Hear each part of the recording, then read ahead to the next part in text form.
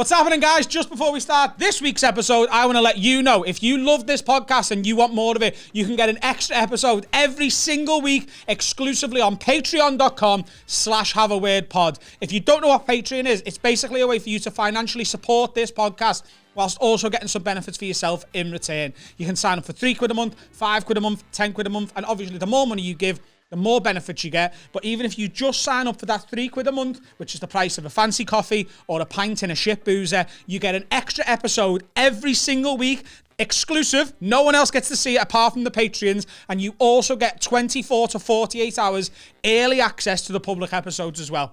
That's what you get. And on top of all of that, you get access to the entire back catalogue of the Patreon episodes. We've been doing that for like a year now. There's loads of content there. There's also the 2 lockdown lock-ins we did in this room where we got dead drunk.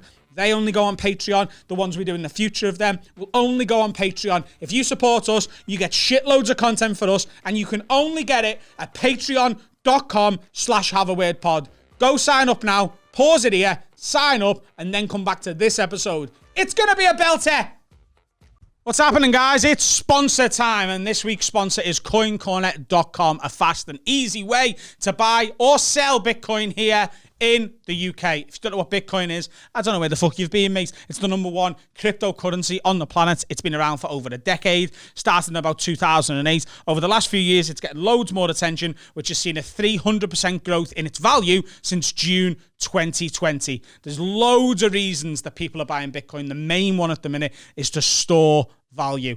And a lot of people think it's just for the little internet nerds and stuff. It's not. It's going mainstream. It's in the news almost every day at the minute. Celebrities are tweeting about it, like Tom Brady, the NFL quarterback. Southampton Football Club have started using it to pay some of their player wages. And El Salvador have made it legal tender. The rest of Latin America is set to follow. What are you waiting for? You need to get on board with the cryptocurrency game like we have here. And you can do that with CoinCorner.com. They've got over 7 years experience in the industry. They operate in 45 countries worldwide. They're one of the longest running exchanges in Europe. And they've given us a promo code for you. Please go to coincorner.com and use the promo code WORDPOD. That's WORDPOD. Or you can just go to coincorner.com/WordPod. That's coincorner.com/WORDPOD. Get in the cryptocurrency game. We're going to do it as well. Let's get back to the podcast. I've had a modafinil. What's that? Have you? Yeah. Today? Yeah.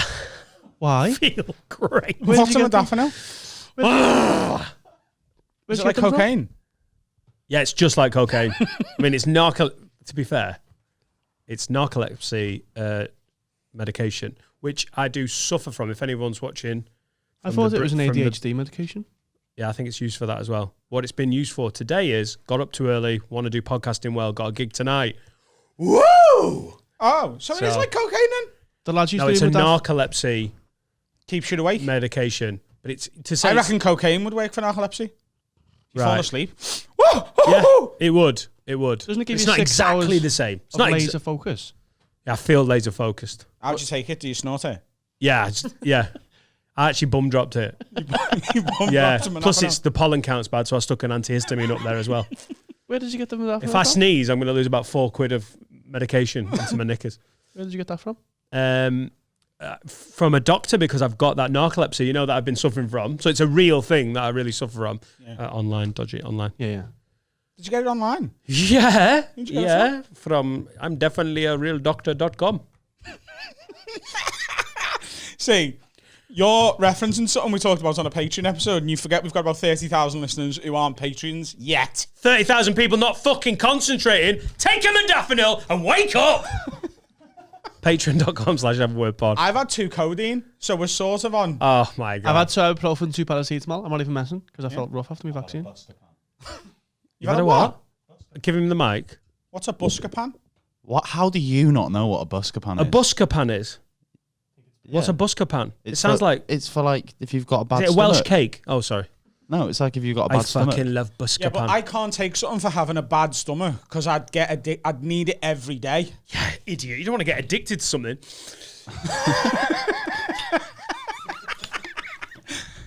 I am getting quite worried that I might be getting addicted to the opioids in codeine because I got a bad headache on stage last night and the codeine made me feel so much better. And I sort of felt it coming on before, and I was like, don't want to have a headache on the pod, not with these lights, not when I got to entertain you, him, and all those cunts watching. I need to, woo!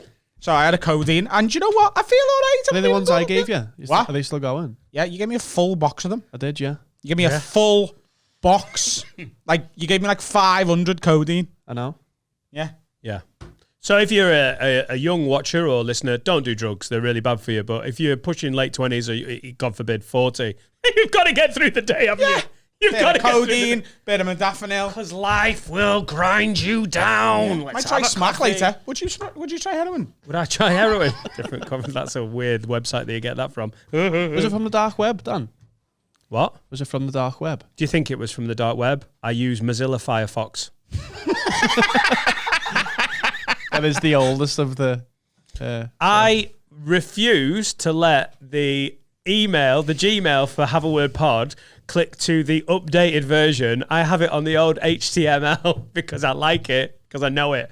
Do you think I'm then going, oh, it looks familiar. I've been using this sort of Gmail for a while. And then go, fucking dark web, lad. No, it's not dark web. It's from a website because I'm really worried about narcolepsy, you know?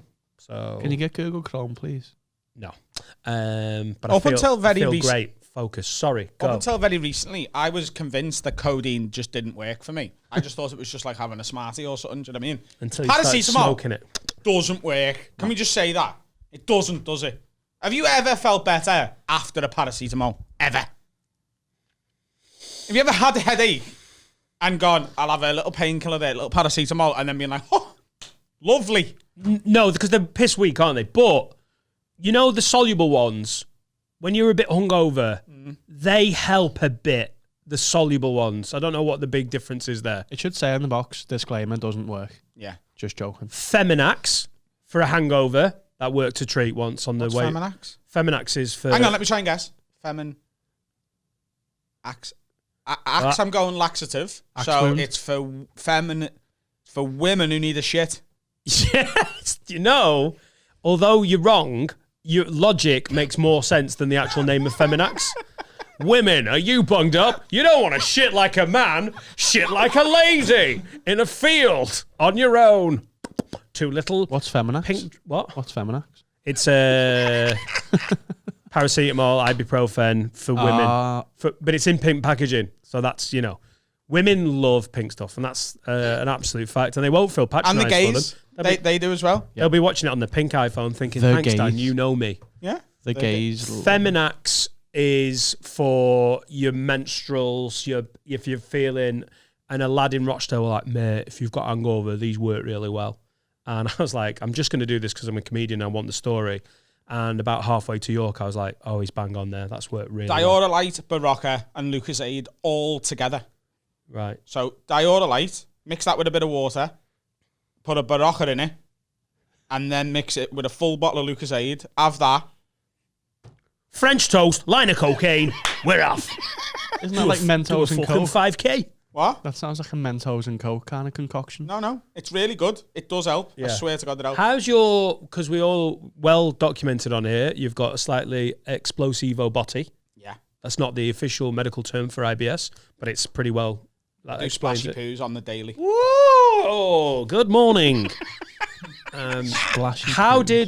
does that, with a hangover, how does that concoction of Barocca, hopes and dreams, and fizzy water, how does that do for your... My stomach. Yeah. Right. Here's the thing. My stomach is so bad that I could get bowel cancer and wouldn't notice. Do you know what I mean? Like, I could have a serious problem down there and it would just be, it's Tuesday. Do you know what I mean? The doctor, when they're like, you've got stage 4 bowel cancer, Adam. How didn't you notice? Like, every day I've been living with this shit. I think I've had stage 4 bowel cancer since 2005. Yeah. It's just, yeah. Right. But I've been tested now. They've done me Need more bloods and water. that. They've tested me and they've said I'm not Can we like get some music on? allergic to anything. I love you. I love you. Get off me tits. No, I'm not joking. Yeah. So yeah. You've been tested. And they've said, no, you're not celiac, you're not the other one. You sound. And I'm not. I'm not. Down. I hate that. I've started doing a bit about it. We just have to take doctors. You're fine. I'm not. No, you're not fine. No. I'm not. Something's wrong. Yeah. Look at me, doctor. I've had a plop in a car park twice this month. I'm not fine. Just shit in his surgery and let him see it. And be like, oh, right. I had to shit in a tub How for much him. shit in front of him? Shit in his room. It's not. You can't. You can't do a dirty protest to get better healthcare. You can. Can you? You're fine. What are you taking your pants off for? No, you're fine. Stop. Put your pants. Mr. Rowe, put your pants on. Like writing prescriptions just to wipe it up.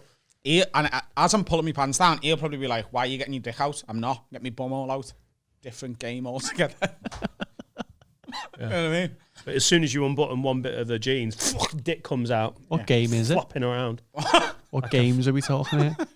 Different game. Wanking. Good morning. Morning. 4,000 patrons and growing. Yeah, but I'm fully on board the cozy and train now. It does work. Right, well, next episode, I'll bring one of mine in, you bring one of yours in. Let's make this a fucking party. Well, modafinil wakes you up, doesn't it? And codeine is meant to put you to sleep. They say you can't drive on it. You can. You just have to, make sure you're in. You don't remember all of the journey, but you get there, don't you? And you collect road signs. I never remember the journey getting here anymore. No. It's so Right. autopiloted. They say you can't drive on codeine. Bullshit. 1 minute you turn in the ignition, and the next minute you're in Runcorn. That is a bit of a worry. Do you not have that? Do you not just not remember getting here? I'm not joking. From my house to because we're right off the motorway in Runcorn, and we're in the business park, and I'm very close to the motorway. It's a fucking photocopy of just on the motorway, one straight road, 2 junctions, Runcorn. Yeah. It's so samey. Yeah. I don't remember getting here today. I can't tell you whether I moved into the middle lane, whether I passed anyone, whether I stayed in the... I don't know what... I had a race on the expressway. That's the only time I remember Did you? it. If someone's being a cunty Is it, driver. is it 60 mph on the 70. expressway? Is it 70? I was going not 70, 73. probably. Bit of a bad boy. What's the legal speed limit in your head? I know 70. 77's the slowest Officially. I go. But officially, I've got narcolepsy. 76... Because apparently 10%, you get 10%, don't you? Yeah. Legally. 10%. Like they can't 10% plus 2, I heard. They can't prosecute you. Genuinely. Is it? Yeah. What's the +2 for? That's why I always do 80. No, that's bollocks. Because that speeding ticket I've got that one of our listeners and patrons is sorting out for me because he's a lawyer. I got done doing 34. Now, don't fuck with 30. Different on 30. I'm talking motorway 70. So you go I 79. don't think you are ever going to get... Because what shows on your speedometer is not your actual speed, is it? Yeah. Have you ever... On the sat-nav, it's always a mile per... That's mile what the per hour. 10% is, isn't it? Right. When we drove to Pontefract for the Ghost Hunt, which is available on patreon.com/haveawordpod, all right, I always do 78, 79, 80. Oh, yeah, me too. And unless we're dicking around on the M56, which we were. I cruise control 80, and then that's it. Right, yeah. I cruise control 76. That's almost like, I'm not having a go, but out of character for you. What, to just be like... Because you don't give a fuck about nearly anything. Mm-hmm. Like, I watch you day to day. You're like, it's a bit of a badass thing. In fact, we've got a question which is relevant to this that I'll do in the second I don't section. know why I looked for the question then. On a special novelty question board! and it like, you have a disregard for people telling you what to do that I almost feel jealous of sometimes. Yeah. Like, fuck off. And I wish I had a bit more of it. But then to be like, 76 because it's safe. If 77's the problem, I go 76 and no. It's like almost out of character. Yeah, I know What's what you mean happened about the problem with authority. Well, I don't want to get in trouble and lose my license. Like, they can take the license off me and I don't want that to happen. Do you know what I mean? There's nothing I can do. If I get caught speeding... Yeah. Like, I've got an attitude with authority to the point of when they can't do anything to me.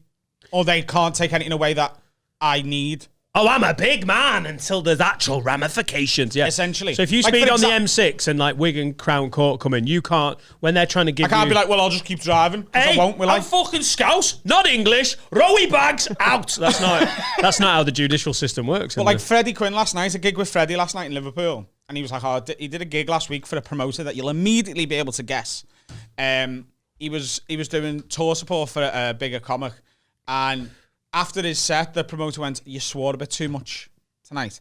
Now, if a promoter said that to me now, I'd tell him to fuck off. It would be me immediate reaction would be, fuck off. Don't book me then. Fuck off. Do you know what I mean? Yeah. No ramifications. Well, there is. He'd take gigs off me that I don't want to do anyway. Right, okay. But now you're beyond that. Yeah. But you can't take my license off me because I need it to be able to go to like Mackey's drive-thru. Genuinely, we've been pretty close for the last year and a half. We've gigged all over. We've done this so much. We do this together. It is an anomaly that you're like, but to be fair, they could take a license off me. Because with most other things, like you're just a bit maverick. But I wouldn't punch a policeman in the face either because they could put me in prison for that. Do you know what I mean? Right. You don't have to list all the things you wouldn't do. I wouldn't fuck a cat on the high street because, as much as you want to, stroking gets out of hand all of a sudden. Meow. There's going to be problems there, Strange isn't there? example, that, wasn't it? Yeah. I went up the gears too much. I won't punch a policeman. I won't fuck a cat. All right, Dan. On the high street? We've not all had a daffodil. A daffodil? Daffodil. Oh, is that what you call it? Yeah, Is that like the street name for it? No. It's definitely not. If you go up to a drug dealer and go, mate, you got any daffodils? You're like, why are you doing that voice? You're like, I don't know. Because I didn't think it through, fam. Adam, have you been skydiving this week?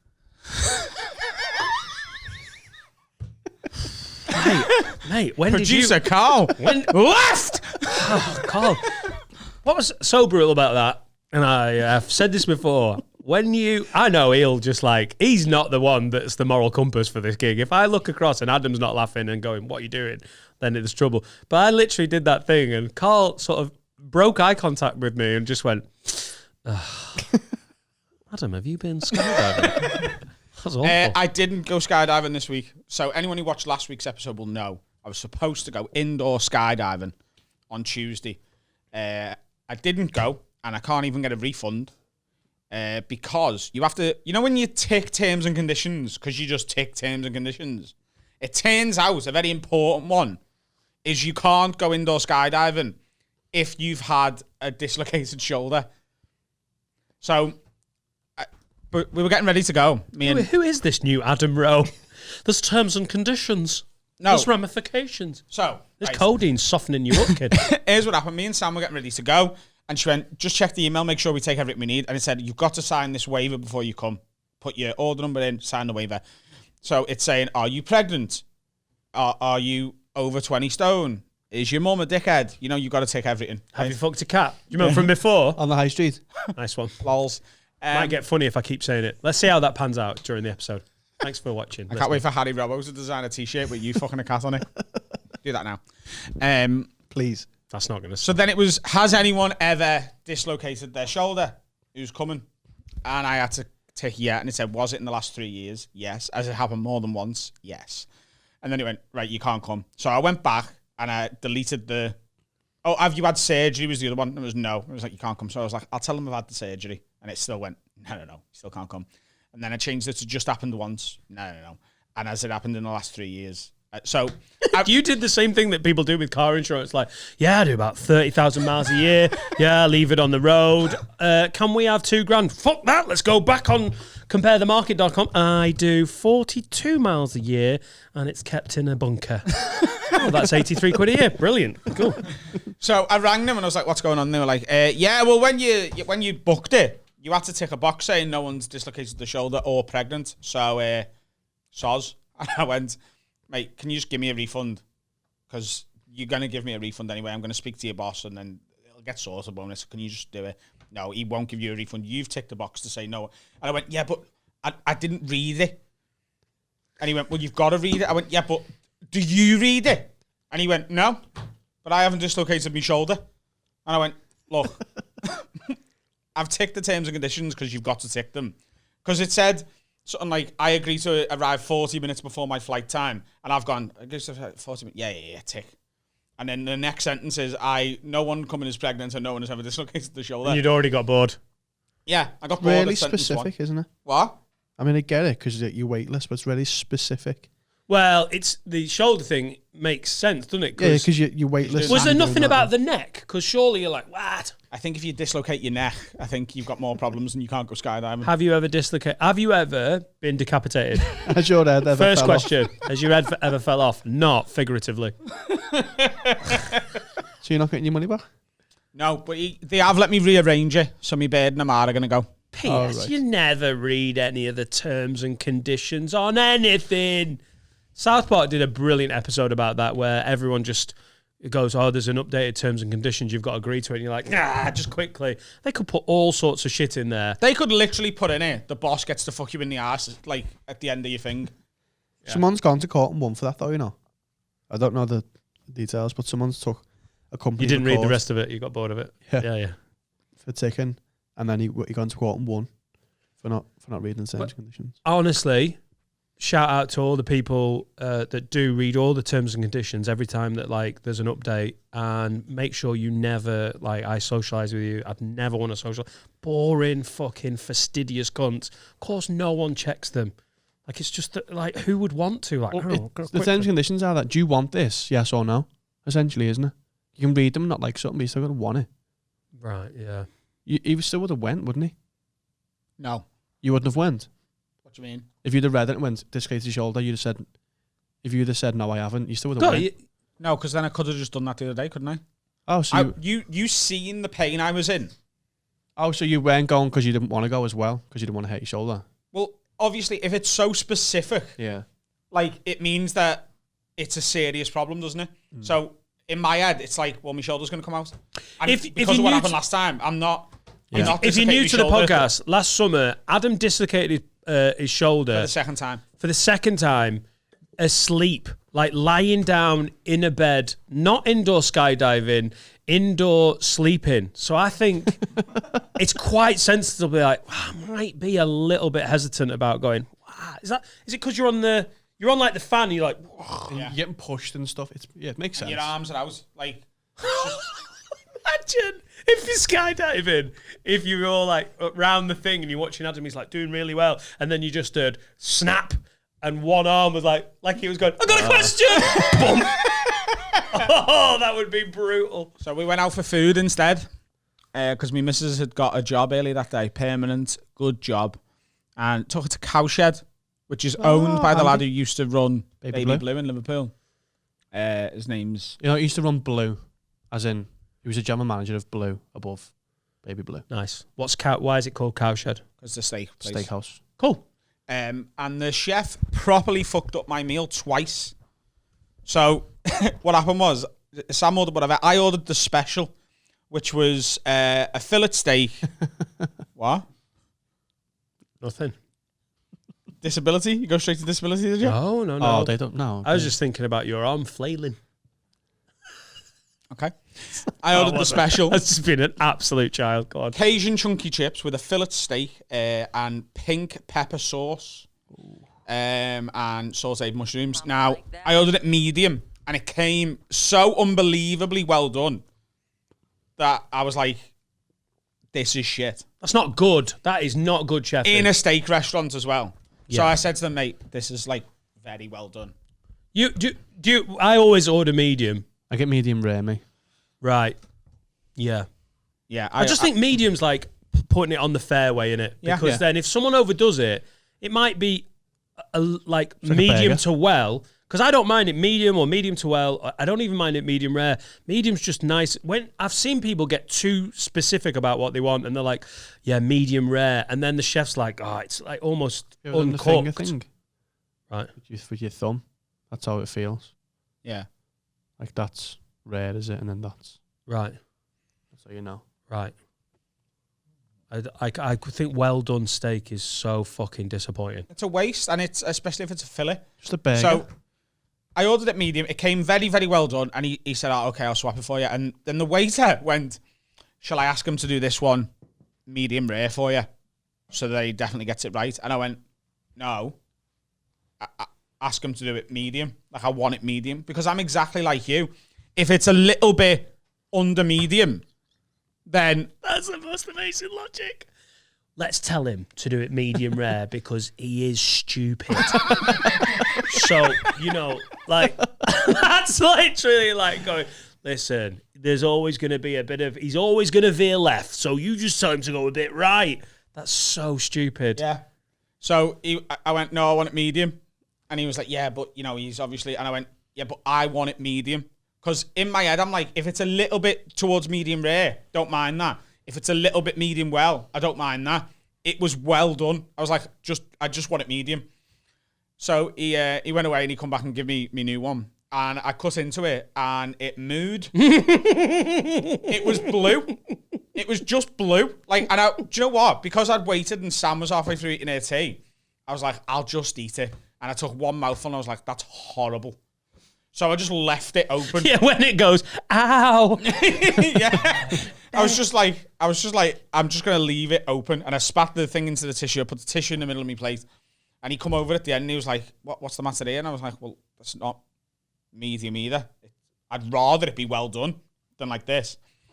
And he was like, okay. And then they come over at the end and they cancelled the whole bill, to be fair to them. Wow. Like, look, we want you to come back. We spoke to the owner and he prides himself on this being perfect steak. We spoke to the chef who's been accosted because this is not good enough and it's not what we do here. And we'd really like you to come back. So brilliant customer service. They took everything off the bill. I didn't want them to do that. I said, no, do us a favor, just take mine off. Still pay for everything else. They refused. They were like, we're not going to take any money off you. Well, that's really good. Also, like, it's just one chef. It's not symptomatic of the whole restaurant, is it? I've been to Cowshed before. Like, we've been dying to go to Cowshed since we've been allowed back out because it's the best steak place in Liverpool. And it was just a shit one. And it was a new chef, she said. It was like his first week. I really think these specialist restaurants are the way forward now. And I just love it where you're like, I want a burger. I'm not going to go to just a pub that does burgers. I want to go to one of those places like, we specialize in this. Yeah. So if you're selling steak, you need to be able to do that fucking well. Because it's not cheap, is it? These places aren't dead cheap. No, it was meant to be something like 28 quid. Damn. For my thing. How'd you like your chicken? Well done? Yeah. Yeah. Rare, medium rare. Yeah. Medium rare chicken. Like a little bit of pink. A little bit of pink in this. Oh, I love it. Yeah. Dan, How's what? your stomach? Not good. Dan, what do you think about John McAfee? Do you know who John McAfee is? Oh, you're going to hate this. It's going to be great. What is this? So you know McAfee antivirus software? Have you been on a course to do broadcast journalism or something? It's the most professional fucking... If you whip out prep and notes, I'm going to be like, shit, this modafinil's airborne. Do you know McAfee antivirus software for computers? Oh, I saw it. He's dead. He's dead. In prison. Oh, is he? Killed himself in prison. Go on. Or did he? So he was in prison in Or Spain. P. did he? He was in prison in Spain, Dan, for tax evasion. Yeah. Been there for a couple of years. Yeah. And 2 days ago, He tweeted from prison, Yeah. right, saying, I'm not going to kill myself. If I end up dead, it's murder. Now he's killed himself. got extradited to the US 2 days ago, and then all of a sudden just dies. He's going to be sent back to the US, and he knows Jeffrey Epstein. Does he? Yeah. Come on, Dan, you've Yeah. got to... You're right then. What do you mean I'm right? I haven't even About said anything. everything. About everything. Everything that I genuinely hate, you're right. The security guy from computers, he's dead. From John McAfee, Norton antivirus, he's dead. McAfee. From AIDS. Yeah. AIDS, yeah. Paul McCaffrey's dead. And he said he's not going to die. And Epstein, and he's a lizard. And he eats kids. I agree now. Look, come on. You've got to think that's a bit dodgy. I do. It does sound dodgy. Yeah. Do you reckon he's does. been murdered? Yeah. Yeah. Yeah. Yeah. Who by? Norton antivirus. Oh, he's well protected. Is he an anti-vaxxer? What? What? Hey? You don't get extradited and then die the next day, just randomly, do you? No. Oh, I'm dead. No. Oh, argue with me? Where do you think they took him for the murder? I don't, I don't know. What do you want me to say? I don't know. Who's killed him then? I want any more. If you want me to argue, I need to A, give a shit. Higher ups. The higher ups. The fucking Illuminati, lad. Not the Illuminati. The Illuminati's not real. Fucking Ken Bates. What? Ken Bates. They own Chelsea. Ken Bates. The first name that came in my head. Did they own Chelsea? Yeah. Ken Bates. Yeah, that old nonce. Ken Bates. Yeah. Former Chelsea owner. Just got nothing to do anymore. Yeah. I'm going to go and kill some men. 100%. Grow up if you don't think the owners of Chelsea Football Club are a fucking Illuminati. I don't believe in the Illuminati. I just think He's there's dead. a group of people. Yeah, that's what he wants you to think. Grow up. Wake up, guys. Ken Bates isn't dead. He is the Lizard King. I'm a bit lizardy at the minute, you know. Like, do you know if there was a conspiracy theorist nut who looked at my back right now, they'd be like, see, lizard people exist because it's all peely and lizardy because of the sunburn. Yeah. It's not sore anymore, but it looks horrible. Like, right now, my back is the most unattractive back in the Western Hemisphere. Are we in the Western Can I see Hemisphere? it? They don't have to see it, but can I see it? Like, we won't have to show it. I just want to... Let me have a look.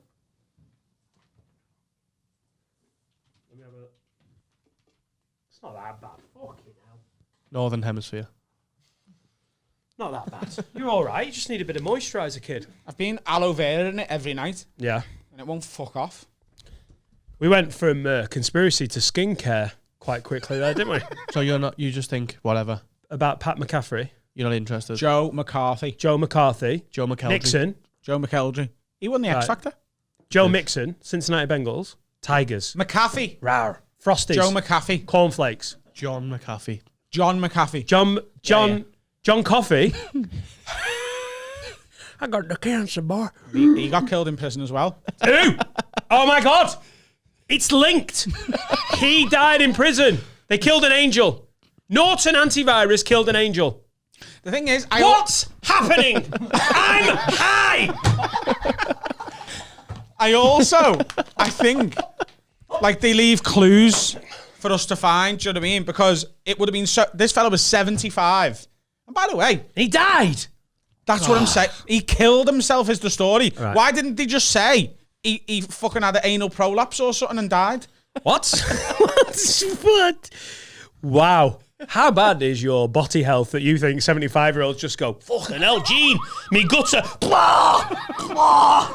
Oh, Brian, your anal prolapsed everywhere. That's a new carpet. He's dead. There's no new carpet in Spanish prisons.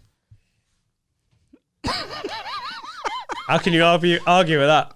Fact. Fact. And he fucked a cat in Benidorm. Hey, from before. You're welcome. He was murdered in prison. Shut up. He was murdered in prison. Yeah. Are you not worried? But you are in a studio in Runcorn and don't know fucking anything about it. Are you not worried about stuff like this, though? Like, if they can get to him, they can get to anyone, can't they? Get to me. Yeah. I'd be glad of the attention. No, but don't you think, like this could get big in a couple of years, and then maybe we'll be invited to these Illuminati things where they're like best podcasters in the game. Yeah. Like, if we get Just what the Illuminati want. It'd be great reach. They're good on socials. The Illuminati, Ken Bates is there going, join me, my lizard kings and queens. Have you seen Adam and Dan? I've got 4,000 patrons. Why Ken Bates? Never. Because he's the Illuminati. Grow up.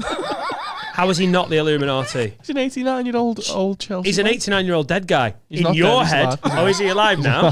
That's Illuminati power. Can come back from the dead. But imagine we get invited to like an Illuminati meeting because we're the biggest. Because they're like, look, they've got too big a profile. Yeah. We need to control them. So we invite them along. Do you know what I mean? Yeah. Then I'll imagine that. I want a Nando's black card first before I get invited to the... what are we eating at the Illuminati fucking meals? kids. Halloumi. Oh, yeah. Kids. Illuminati! Yeah. Oh, sorry. Let's fuck cats No, I'm instead only then. joking. Oh, come on. That joke's died now, Carl. Yeah. Old hat. Old cat. Can I have some of them, Cody? I'm starting to lose the buzz. But yeah, imagine we get invited to an Illuminati thing. I will. Right? And then Hello. you get put in prison because we said something naughty on a podcast and like the woke people have won and you're in prison, but now you know everything about the fucking, you know what Ken Bates' bumhole looks like, and they're like, can't have fucking Dan out there knowing what Ken Bates' bumhole looks like and using that as leverage to get out of prison. Right. Then they can get to you. Who are you leveraging that with? You'd have to describe what, you haven't got a picture of it, you just know what it, I'll draw it.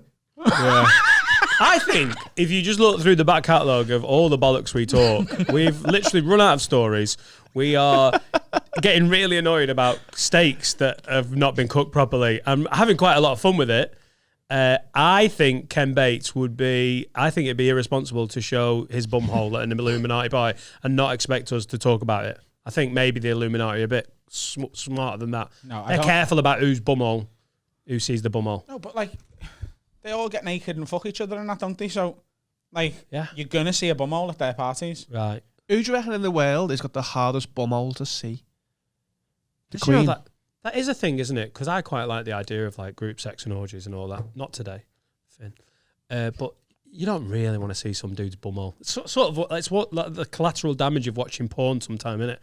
When you're like, oh, this is fun. Oh, bumhole. You get sort of used What to porn are seeing. you watching where you can see a man's bumhole? Well, you get certain angles. What You know angle? when they're getting creative. It'd have to be behind the man. And he's spreading his cheeks. Yeah. What porn are you watching? Right. I'm telling you right I've now. never seen a man's bumhole in porn. What ever. vanilla shit are you watching? You're not watching the bumhole porn? I honestly, the porn directors that I watch are like fucking Wes Anderson. Bill Murray's just on a chaise long. Yeah. How are you seeing men's bumholes in porn? What are you Come on? on! I've never seen a man's bumhole. I mean, sometimes I watch rimming porn, so that's sort of asking for it, isn't it? Yeah, that is asking for it. You're literally typing in bumholes. Well, not literally. Figuratively typing in bumholes. You are figuratively, literally writing in bumholes. yeah, kissing bumholes. Yeah. .co.uk. Yeah. Matthew. Yeah. Yeah. It's hard enough to find a woman's bumhole in porn sometimes, and I want to see that. Sorry, what? You don't always get to see the woman's asshole, do you? I don't think you have to type many words in. Even on Mozilla Firefox, you'll get there pretty quickly. All right, okay. Sometimes I'm watching porn and I'm like, I wonder what a bumhole looks like. Right. You get to the end of it and you're like, didn't even get to see how. And you comment, more bumhole, please. Porn comments are phenomenal, aren't they? Oh my God. I was gonna If do- you've logged into Pornhub, sort your fucking life out. Have you not got like an account? No. That surprises me. I thought you would be like liking and commenting and What, just really part of the... community because you're into it, aren't you? You love a little spaff. Yeah. I think you're sort of misjudging my into it. I like porn, but I'm not like, I know the game. Like, who was the cinematographer on this shoot? I don't give a fuck. Have you got like a favourite porn star? Not Do you ever search for a specific Not really. Yeah. No, I'm more genre. Genre. Yeah, like I don't know. I don't need specific cast.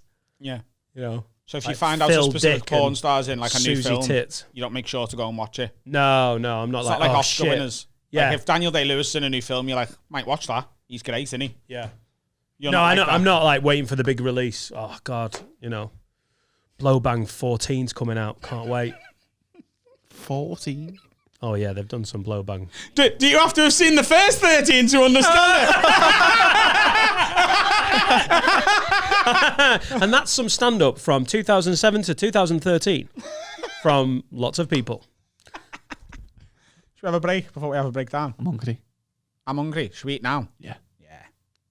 What's happening, guys? It's Adam here, and I'm here to tell you yet again that this podcast, Have a Word, is supported and brought to you by Manscaped, the world's best male grooming products, especially for that below-the-belt grooming. And they've got some big news. They've just released their cologne scent. Who knew smelling this good could feel this good as well? Join the movement and become a part of 2 million people who are now trusting Manscaped to shave their balls. Now, I shave my balls once a week, twice if I'm feeling frisky. And since I've started using Manscaped, I've stopped cutting the bag. I don't snag the bag anymore. Manscaped, I know they're a sponsor of this podcast. And I'm literally getting money to say that they're great, but I don't use anyone else anymore. They're absolutely brilliant. They've got the Perfect Package 3.0, where you get the ear trimmer called the Weed Whacker. You can use that on your nose as well. You get the Lawnmower 3.0, which is the little wazzer for your balls and that. There's ball deodorant, there's ball toner, there's ball wipes. Basically, if you clean yourself up down there, lads, right, if you get a little bit neater, right, a little bit shaved down there and make it smell nice, your beard's going to want to suck it off more often. So why aren't you doing it? Trust me, go to manscaped.com right now and use the promo code WORD at checkout. That's WORD. You'll get 20% off and you'll get free worldwide shipping. And they'll stay dead happy with us because we're sending them a few customers. They'll keep sponsoring the podcast and we can keep bringing you this top level bullshit for free. Go do it now and then come back. Go ahead. Shave your balls and stop them stanking. Have you ever noticed how Barry Chuckle looks like Mother Teresa? Yeah, I saw that. I saw a tweet. Yeah. Did you see it? Saw it. Yeah. I mean, it's uncanny. Oh, my God. Make sure you slide that in, please. And they're both dead as well. Yeah, and I'd never seen them both in the same room. In a Spanish cell.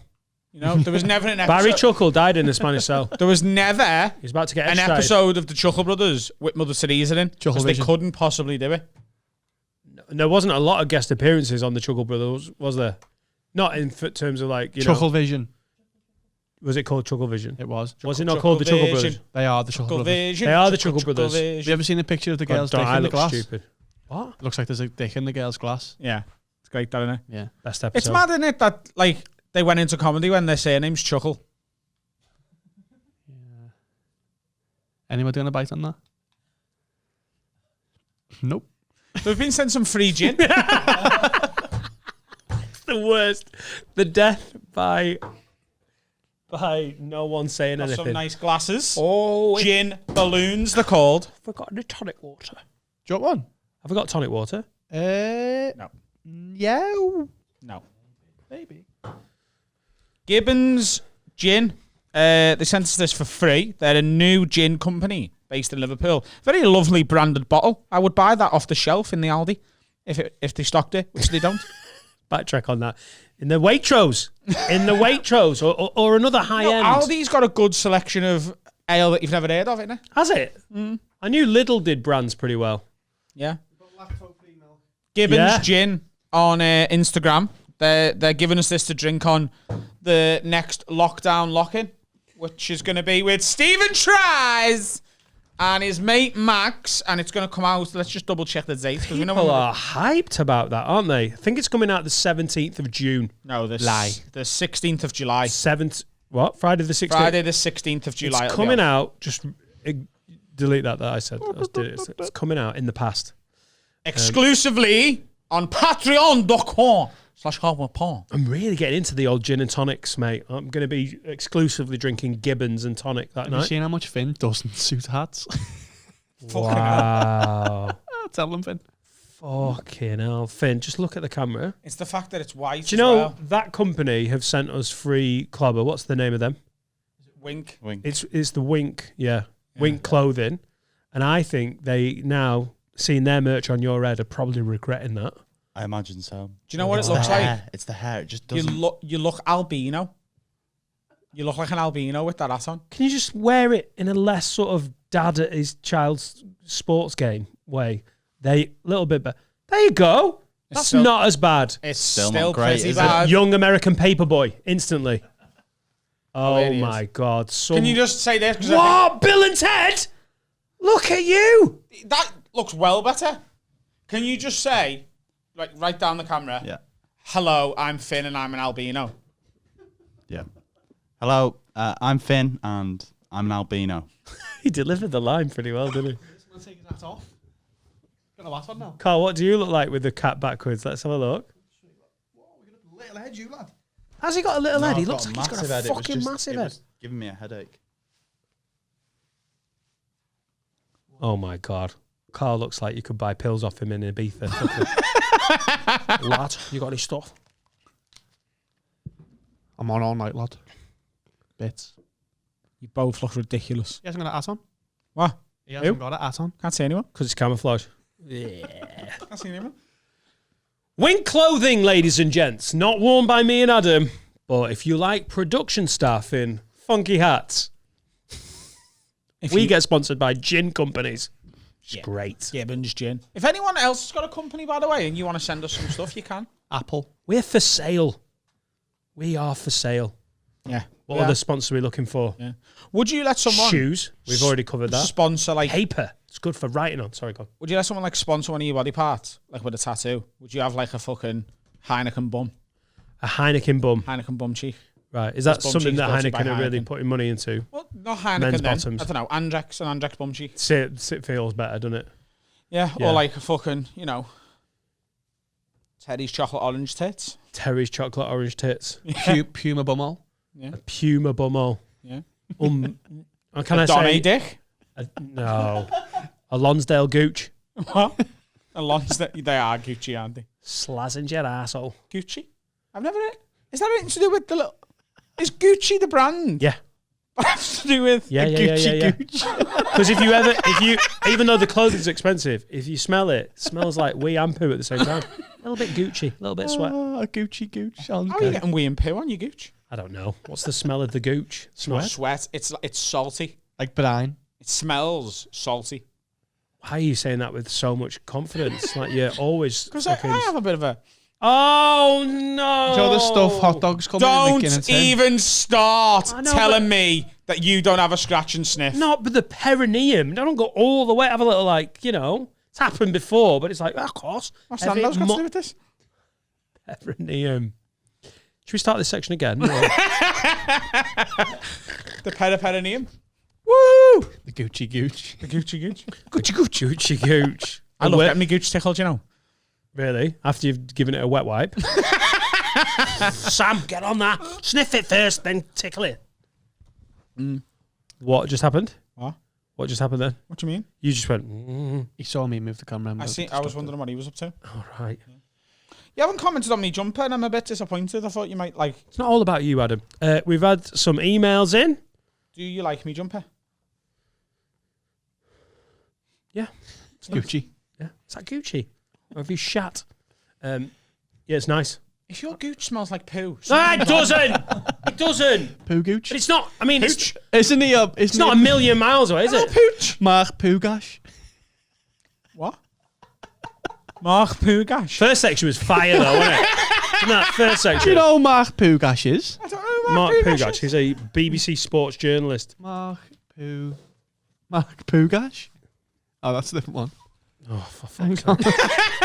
How do I spell it? Mate. Mark Poogash? Yeah. That guy. Mark Poogash? That when you're shitting a fanny. You're marking it. Yeah, you got a bit of a pooey gash there. Questions? So bad. Mark Not Poogash. good. That's when Google is not a fucking benefit. Mark Poogash! That guy! No one gives a shit. Brilliant. Good. For the audio listeners, we shouldn't have got the internet. Did you see Carl Nassib? Someone's messaged him out. Dominic Clare said, how significant do you think it is for Carl Nassib to come out as the first gay NFL player for all of sports? So a NFL player has come out as openly gay. He's the first ever. Have you seen that he's getting shit because he's a Player. Republican? Is that what they've gone to straight away? Yeah, so like left-wing Twitter has gone, oh, of course the first gay one's a Republican. That's the wrong type of gay. We don't like gays who vote that way. And of course, neither do we.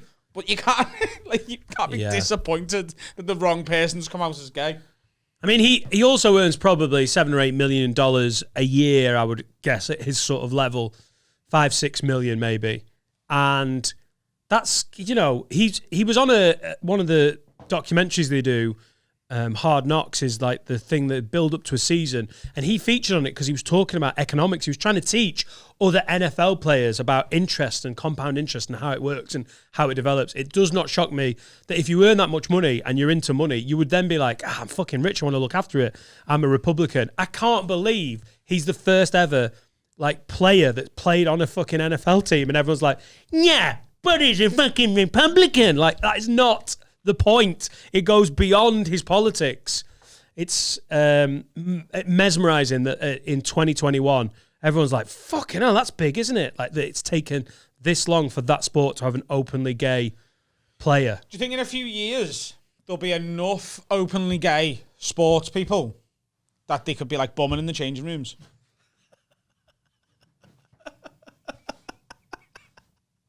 You know what I mean? That's where you decided to go with it, is it?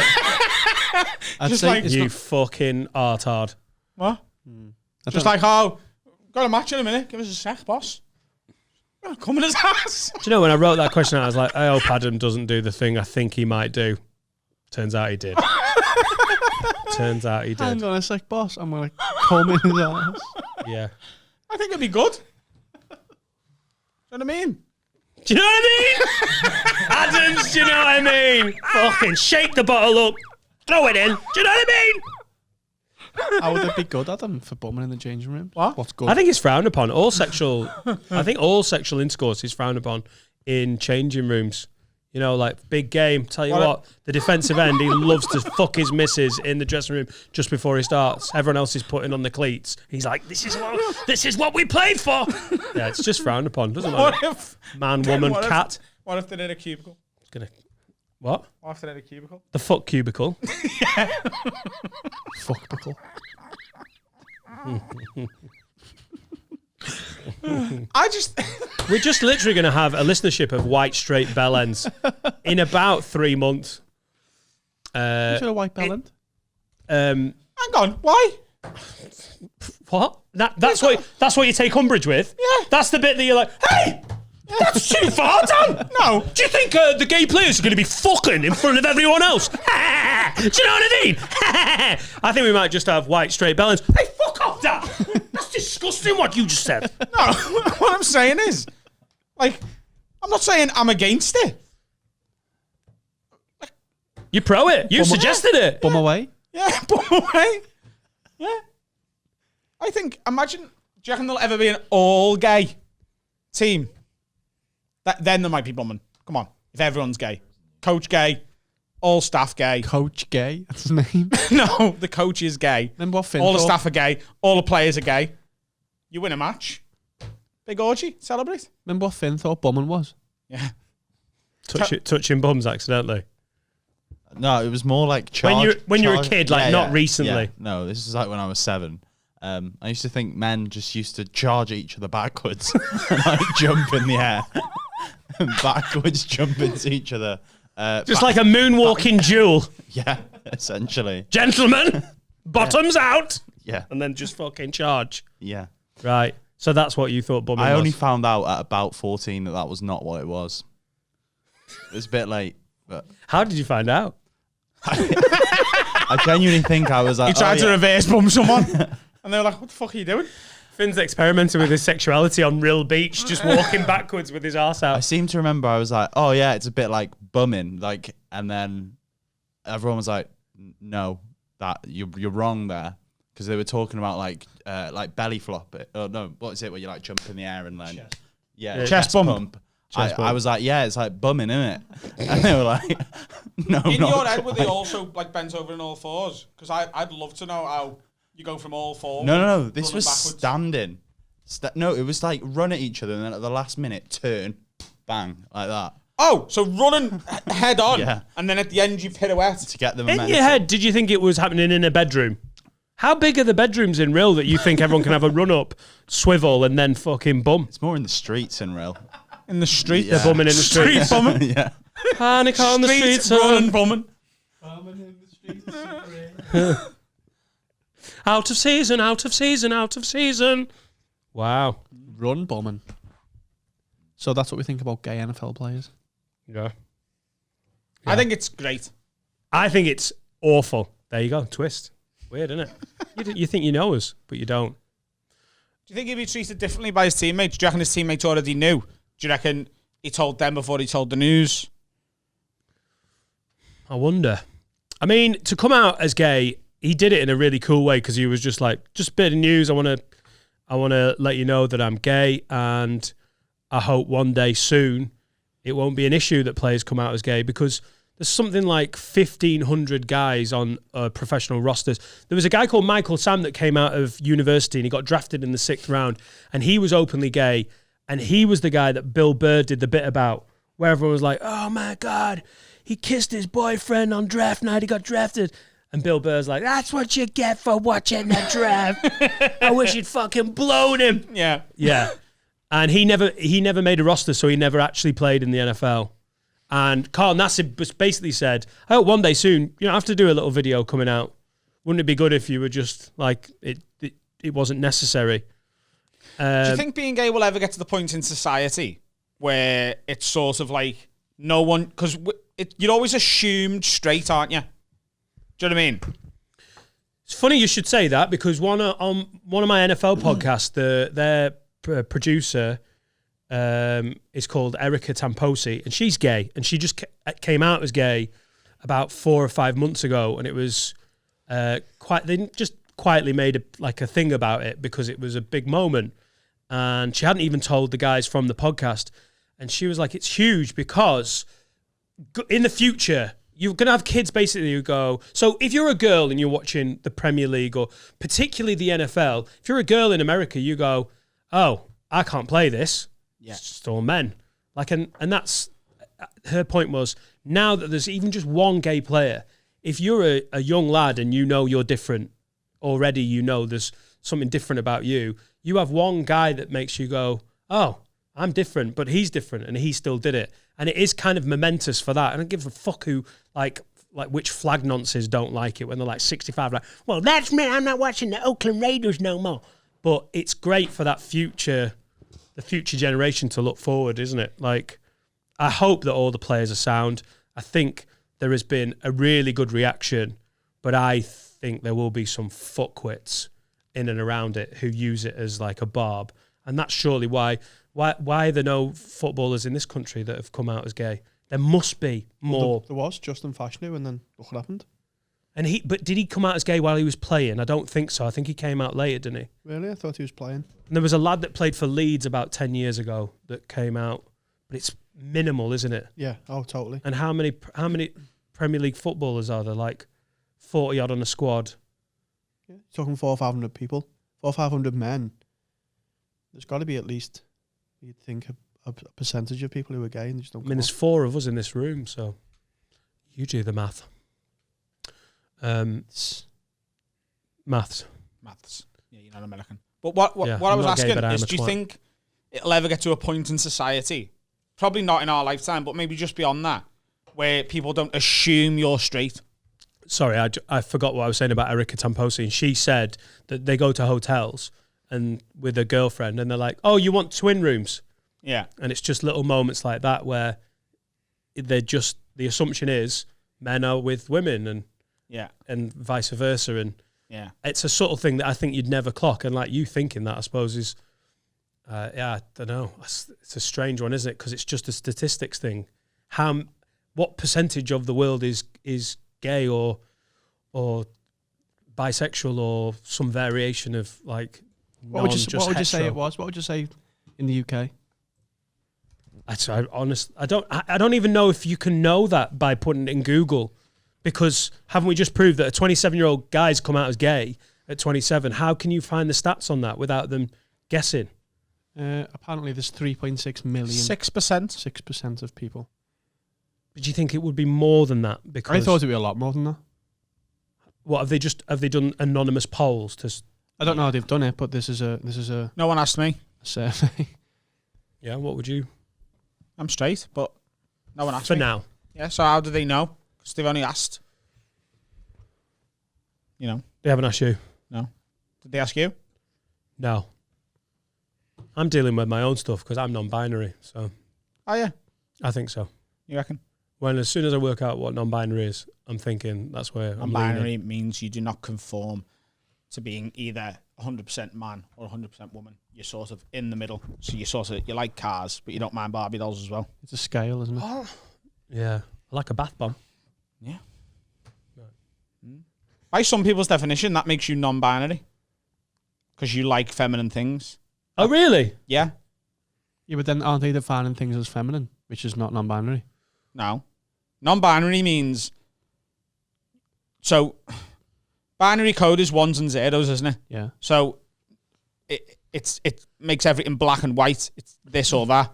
So, you've got men and women. Non-binary means I'm not quite a man, I'm not quite a woman, I'm somewhere in the middle. They don't deny that the binaries are there, that they're the boundaries, man and woman. It's just that they don't fit to either of them. Oh, right. I mean, if there's even 1 degree of femininity, surely Is that what you're saying? That even if you show any sort of feminine tendencies, you could be counted as non-binary? That's what some people believe. Well, I think. Fucking hell. That's, surely everybody. that's literally isn't it? everyone's non-binary. Yeah. Because Laura farts like a dude, Yeah. you know, and she makes IKEA furniture so much better than me. And she's got a big dick. Yeah. And I like sucking it. And we're straight and married, so. I like a bath bomb, you know? I wear pink stuff. Right. And I'll be honest with you. And when I come in today, I didn't think we were all going to come out as trans halfway through the episode, but I've been wrong before, and I'll be wrong again. We're the non-binary podcast now. Yeah. You can't say we're not. LGBT plus, put us in that on Apple and watch us fucking fly up the rankings. It would be great to get to the point where no one gave a fuck about this stuff. Wouldn't it be amazing? Like the bigger picture, if we could all just hate Tories together. It is getting Wouldn't there, it be great? Gay, straight, bisexual, LGBT, any letter you want. I think it's definitely getting there. That we could all come together. You think it's and definitely hate getting Tories. there. I imagine if you speak to people from No, this is not me. they have a very different What I'm opinion. doing there is comparing to decades gone. Yeah. And how quickly it's better. Mate, how quickly it's progressed. You don't have to be on social media very long till you like see some awful example of a homophobic attack or something. Yeah, As a totally. kid got beaten up in Liverpool a couple of weeks ago. Steph Johnson put it on. It's not like we can't sit here as straight blokes and be like, it is better though, innit? It is better because I will watch Graham Norton now. So we're progressive. But I'd fucking hope that's the direction we're going, eh? Yeah. It'd be interesting to see when a Premier League player comes out. Yeah. Yeah. I think it's going to be a long time before that happens. And that's fucking sad, isn't No, it? I think the NFL thing will push it along. I hope The fact so. he's done it, because it's a domino effect there. No one wants to be the first because, we'll put it this way, we're a podcast in Runcorn, England, and we've spent 20 minutes on this subject because we're now talking about this guy, we know his name. That's what people don't want. They don't want that attention. They don't want to be the guy everyone's talking about. They just want it to be normal. But he's now done that. So the first 10 people to do this are going to get attention. The 250th isn't. Do you know what I mean? So yeah, what you're saying is right because this has happened and you just don't want him to be the solitary dude who does it and then he retires and then we go back to waiting again. What's the gap between NFL and the fans in terms, like Joe, in terms of like communication and stuff? Is it like when you go to a football ground? What's the crowd like in the NFL? Is it like quite? I've never been over there. I've only been to Wembley, and it's very different. Wembley's just like a load of NFL geeks and a couple of expatriate Americans, and everyone's in their own jersey, like, hey, you're into this as well? I'm into this. Yay, we're not with our wives. Hey! And then a few corporate cunts going, hang on, what's happening? Like, it's really, like, in the States, they don't have segregation between fans. Like, they just sit around, and that's why you see the cameras being like some Bronco fans going, way, and they're next to each other. Yeah. Apparently, Oakland Raiders are a bit saucy. But because of the travel, there's not like a massive away section. Here, I think the most you could travel for a league fixture in this country isn't it like Carlisle to Plymouth or something, which you could do in a car in 6 Probably or 7 Newcastle hours to or 8 Plymouth, hours. innit? Yeah, something like that. Yeah. But I'm saying, like, do they sing over about there? They players just and stuff? Do they sing about? You know what I mean? Like, it'd be so easy to be horrible about a player at a football ground if it came out he was gay. So he plays for the Oakland Raiders. It's difficult this season just gone because there was no fans in. So they've got their new stadium in Vegas. And I don't know, there won't be loads of away fans. And also, I don't know if it's that vibe, That's what I mean, really. yeah. I think it's the social media thing, isn't it? Yeah. It's more the social media problem. I don't think that's going to happen here. Certainly not in the Premier League. Like homophobic chants. I don't mean chance. What Really? I mean, you get racism regularly. Really? You don't No, think but you get racism like as in one horrible cunt will call someone a monkey or what I something. mean. I don't mean like there's a whole crowd And they'll be kicked singing out. it, but I mean, I think it'd happen a lot more if there's a gay player. It'd be so easy to go to. Yeah, someone to shout. Yeah, imagine taking a corner at Yeah. Stamford Bridge. I know we're giving Chelsea loads of shit, but as the away player who's the only out gay player in the Premier League, taking a corner. Like I just don't trust that's not gonna get. Yeah, it's fucking horrible. Yeah. But if we're still dealing with the racism, this again, talking as a white bloke, you feel like you're out of place. But does it feel like since Brexit and Black Lives Matter, that's got worse? It's almost fucking rattled the hornet's nest, and all the cunts have gone, hang on. Do you think you'd say something? If you were at a Watford game, for example, and someone like fucking Jordan Henderson had just come out as gay, and Liverpool playing Watford, and someone goes, yeah, take the corner, you fucking puff, or whatever. Do you think you'd be like, fuck off, lad? Because I know that I would. Yeah. And I know at Anfield, if you did that at Anfield, Yeah. like... Liverpool fans are well known. This is, I mean, if you're a United fan, you might not think this, but it's a really knowledgeable football crowd. There's a lot, like, they're proper fans, aren't they? They'd be literally picked up by the fans and escorted out. It wouldn't even take a steward to do it. Yeah, I would. And the same with racism. And when like I'm a fucking 40-year-old and I've got a daughter and now I've got a son, which I've got to keep remembering. And I'm going to be maybe taking them to games one day. And the thought of having that happen and Etta hear it and go, Daddy, oh my God, it makes me feel like, I know we fuck around loads. We take the piss loads about stuff like this. The level of anger, and it wouldn't have even been to me, but you're just making her aware of something so fucking horrible that like grown-ups do that. I hope she never has to deal with that. Laura had a friend when we met, who me and Laura met 6 7 years ago, who was a bit of a twat. And Laura had been mates with her since school and had put up with a lot of twattishness and just ignored a couple of bits here and there. And I didn't know her very well, heard the name a lot, met her once, met her twice, she was fine. And I didn't warm to her massively, but Laura only saw her sort of twice a year. And so the second or third time I met her, we were all at the restaurant and something about Muslims came up and she went, Was there a few in? No. No? Just very loosely. I don't know how. And she was like, yeah, but you've got to be careful, haven't you, Dan? Because otherwise we'll be under Sharia law. And we were like in a Harvesters or something. And I went, I thought, because she'd not shown any inclination of being funny. And I think if you like this podcast, you know that we kind of like that banter. Yeah. That to me shows you're dead funny. And I went, and she was like, and I went, oh, good grief. She's not fucking joking. And I went, what do you mean? She was like, well, it's a worry, isn't it? You know, for our children. I was like, oh God. And I saw Laura go, oh no. Because Laura had just sort of ignored these things when they occasionally popped up. But I don't have to ignore it. No. You're just a fuckwit that I have to now deal with. I went, what the fuck? What are you talking about? And she turns out she's just massively Islamophobic. And I went, how many Muslims do you think are in this country that we're genuinely under risk of being forced under Sharia law? She was like, it's millions and millions and millions. Millions and millions and millions. I went, babes, you live in the West Midlands. I think that's maybe where your perception is a little bit different. I was like, I think and I'm not sure. Like the Muslim population of the country is about 5%. I think she had it about 52. And so me and Laura had a conversation afterwards where I was like, if we're going to have kids, that cannot be near my kids. You can be mates with fuckwits if you want and ignore stuff, because it's not like she was like, Laura, great to see you. Can I talk to you about the EDL? We're going on a march. Let's have a girls' day. Like, it wasn't like that. But I was like, I'm not having my kids around that. She's not anti-fuckwit. I'm not having her anywhere near him. So she's pro-fuckwit, if anything, because she is one. Oh my God. So they're not mates anymore. They didn't last a lot. And I've never done, like, I wasn't saying you can't be mates with her, but having that shit around your kids perpetuates all this bullshit down the line. So I hope I would say something. Would you stand up and say something? Yeah, but I do it with safe in the knowledge that I'm a Liverpool fan and 12,000 people on the cop would back me up.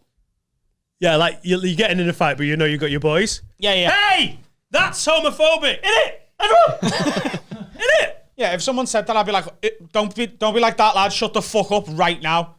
And I'd imagine the type of person who would say something like that. Be like, oh, shut the fuck up. And I just know what that would be like. On Puff, you'd get up. That seems a bit... All right, okay. Doesn't Just matter any what of it? word, it's all the same. It's all the same, isn't I it? know, but when is it? I suppose. I remember when I lost that weight a few years ago, and I had a bit about it. I mentioned it on stage, and one night in Sheffield, I got nothing, and right from the back of the room, one guy went, "Bender!" And I thought that was like, you can, but then that's a comedy club. It's jokes, isn't it? It's not like the away end. Yeah. Got another question? Shall I lighten it up? Yeah. Did you enjoy that though? Yeah. Good. Especially the bit about all of them women in the changing room. Thought that was You really had a funny. right laugh. I saw the bit when you went, oh, right, I'm going to have to actually talk about this. You were like, la, la, la, la, la, la. All right, well, I do have an opinion if Dan's in that mood. We've got a would you rather. Someone sent in that they've heard on another podcast. Jonathan Hardy says, a would you rather for you stolen from Richard Herring. That's all right. Richard Herring's a bit of a ledge. You like Richard Herring, don't you? You're a big fan. Lee and Herring. You've interviewed him. Could you give him the mic, Carl? Yeah, I interviewed Richard Herring. He was a very nice man. It was back in my student radio days. Student I know, it was quite the pull. It was quite the pull for that. What did your listener think of that? My mum thought it was a great interview, yeah. This guy. Funny, but he knows the industry. What was the student radio station called? Shock radio. Shock Radio. Coming in your ears every Monday morning. Not jizz. What was the big shock? The Big Shock. It was just the name. You weren't trying to be shock jocks. Ask the question, Dan, I reckon. Okay. Do you want to do some prep and then ask questions? Fuck you. Would you rather be the face of a twin mostly absorbed in utero staring out of the stomach of your otherwise regular twin, or be the prisoner of horny Bigfoot? That's from Jonathan Hardy. Thanks, Am I having Jonathan. a stroke? I don't understand that question. Would you rather be the face of a twin mostly absorbed in utero staring out of the stomach of your otherwise regular twin, or be the prisoner of horny Bigfoot? The first part of that question's going. Can you imagine if there was a little Adam in Adam's stomach like, I don't want to do hot water tonight, Adam. So I'm like a face coming out of my own belly, No, of your brother's belly. of my brother's belly, Your twin's belly. or I'm the prisoner of a horny Bigfoot. Yeah. Yeah. You chose this question. Yeah. Sometimes it's difficult because what I do with the prep is I think, I throw in some serious ones and I throw in some weird ones. And I feel like what I've done from this is what it looks like with your face, how you've reacted to this. The first one was too serious. And then this one is so fucking ridiculous, you're not even engaging in it. Yeah. Right. But I also feel like sometimes I'm wrong, but I'm also looking at his face. Yeah. Bit confused. And how many patrons has Richard Herring got? Exactly. So don't fucking nick questions from Richard Herring and I'll choose them better. What would you pick? Only No, we're not doing it. No, we're not Because doing it's dreadful. it is, yeah. If you had to fuck two girls who had the combined age of 50, change it up. Yeah. I've sanitized that. Yeah. 45. 45 and 5. Good, change up. I was changing the answer. I'd go up. 32 and 18. Do you know what I mean? Do you know what you mean? Yeah, they're two numbers. 18. Good. Should we delete all of this? No? Shall we delete all this? Leave it in. He can't turn his phone off. I can't choose a question. Leave it in. Can you start doing some prep like you promised? That'd be great. Yeah. I'd love that. Yeah. It'd make my life dead easy because I wouldn't have to do this and then go, should I ask this? And you're like, Yeah. If you want me to do the Fuck prep, is all you you've got to set up? do is ask in a letter. what? You got to write me a letter asking I'll me. post it to you and then it goes on the pile. You can just hand it. And then in 5 years you go No, to don't prison. put it in an envelope. That'd be a faux pas. Would Just it? hand me the letter. Or email me it. Right. AdamRowComedy@gmail.com. Why have I give anyone? One perfect idiot. Now we're deleting it. Now it's getting fucking deleted. Oh dear. I'm a bleep that. Hi Liz, just this weekend signed up to Patreon. It's one of the best shouts I've ever made. Genuinely think yous are all brilliant. Was listening to an older pod and you were having the conversation of who would your ideal comedy night bill be. At one point, Dan mentioned a car share and it made me think about your own version of that. So you're driving and you need to select one comedian, one celebrity crush and one musician, one sports personality for a car share. Who would you pick? I'm such a huge fan and look forward to when you one day tour up in Glasgow. Cheers, Lids. That's from Danny. So we are doing a car share. Who is your comedian, your celebrity crush, your musician, and the sports personality that you would pick? Okay, so celebrity, musician, Sports personality. celebrity crush, Yeah. musician, sports personality, and comedian. Yeah. So comedian, Are you booking yourself? I'm driving, aren't I? Right, yeah. Right. So the other Got to be a big car now because you've got someone's in the middle spot at the back. else is to the back, yeah, or on the roof. Just put them on the roof. Yeah. So comedian. Pick Freddie and put him on the roof. I'd fucking love that. What's your dream car share? You're in it, Freddie. Get on the fucking roof. I'm starting my own podcast. Beard everywhere. So comedian, I would go.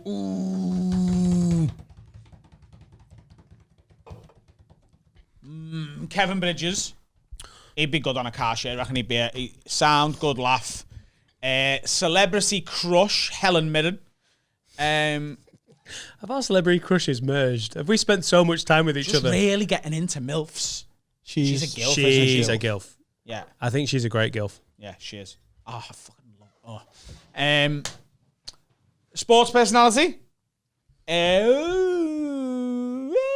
Wilfred Songa. Wilfred Jean. Songa. Joe Wilfred Songa. Joe Wilfred Songa. Yeah. Give me a million guesses. Yeah. I wouldn't have picked the... Tennis player. Is he the black guy that looks like Muhammad Ali? Yeah. Yeah, French. he does all mad shit. Is he still playing? Yeah, but he All doesn't right. want it. He's coming towards the end of his career. And who was the other one? What else have I got to pick? And a musician. The lead singer of the Arctic Monkeys, Alex Turner. Where did John Wilfred Songa come from? Quite interested. You know what I mean? I've never been to France, so you could tell me all about it. I just think it'd be funny to get all those people together. Not Kevin Bridges making jokes. He's in the front with me, having a laugh, pal. Yeah. And Helen Mirren's there, like, why the fuck have I been roped into this? John Wilfred Songa's like, what you do? And then Alex Turner's just moaning about everything. Oh, mate, Me and Kevin just be taking the piss out of them. He's not the pick on a road trip, is he? A fucking cool rock star who has to sit next to an aging actress and a French tennis player. I'd put Songa in the middle. He's a big man for the middle, isn't he? Behind Kevin Bridges would be Helen Mirren, so that I can have a little look around and have a little perv of her every time. So there she is. Oh, yes. And then right behind me would be Alex Turner, because I'm not asked about him. He'd just be, oh, fucking hell. Everything's shit in it. I'm dead good, me. I'm going to write a sad song about this fucking road trip. You cunts. Who would you pick then? I would pick... who is the hardest woman in the UFC? It was Ronda Amanda Rousey, wasn't it? Nunes. Amanda Nunes. I'd pick Amanda Nunes and, I don't know, comedian. You fancy her, yeah? I don't know. Amanda Nunes is not attractive, by the way.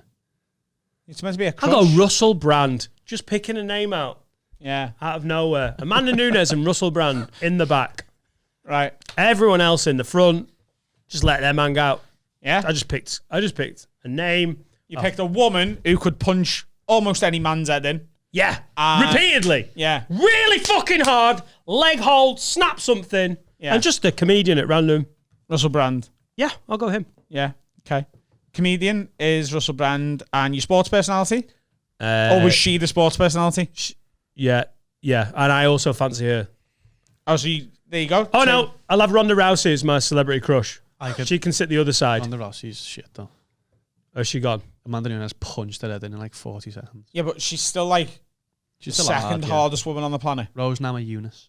Rose Namajunas. Yeah. Yeah. I had to learn her name just to make her the celebrity crush in one of the other seats at the back. Yep. A musician. Whoever can just do the theme tune to that phenomenal beating. Should I have a breakdown? Yeah. Should I have a breakdown? Yeah. I think I might have had one. Minute. Joe Gilmore's coming in. It's going to be really good. See you after the money comes back. Has anyone got any daffodil? Hey, listen to this. This podcast, Have a Word, yeah, is sponsored by beer52.com. And we have been for about a year now. They are our OG sponsor. And I've got to tell you about them. If you don't know who they are the #1 craft beer discovery club in the UK. What's a craft beer discovery club, Adam? Well, I'll fucking tell you, mate, okay? What they do is they help you discover craft beer. They send you different craft beers every month from all over the world. Different themes every month as well. You might get a month worth of South African beers. You might get some from Argentina the next month. You might get some from South Korea or something. All over the world, they'll help you discover the best craft beers that you've never heard of. And here's the best thing. Because you're a listener to this podcast, not only do you get a free case of 8 beers and an award-winning beer magazine, for free, just by going to beer52.com/word. All you do, pay the postage and packaging, 8 free beers, free beer magazine, and a little tasty snack as well. And also, it helps us out. You support our sponsors, they support us. This thing can keep going. We can keep the Have a Word gravy train on the fucking track. So go to beer52.com/word right now and get yourself some bevies for nothing. You still haven't complimented or slagged this jumper off. But it's fun knowing that you want some form of reaction to give you none, isn't it? What do you think? I don't. I haven't got an opinion. That's a nice jacket. Mate, that is a lovely Juventus original Kappa jacket. I reckon now he complimented me on my jacket, so I complimented him. No, I actually. What's really funny? As soon as you walked in, hey mate, that's Nice lovely. jacket, man. Nice jacket.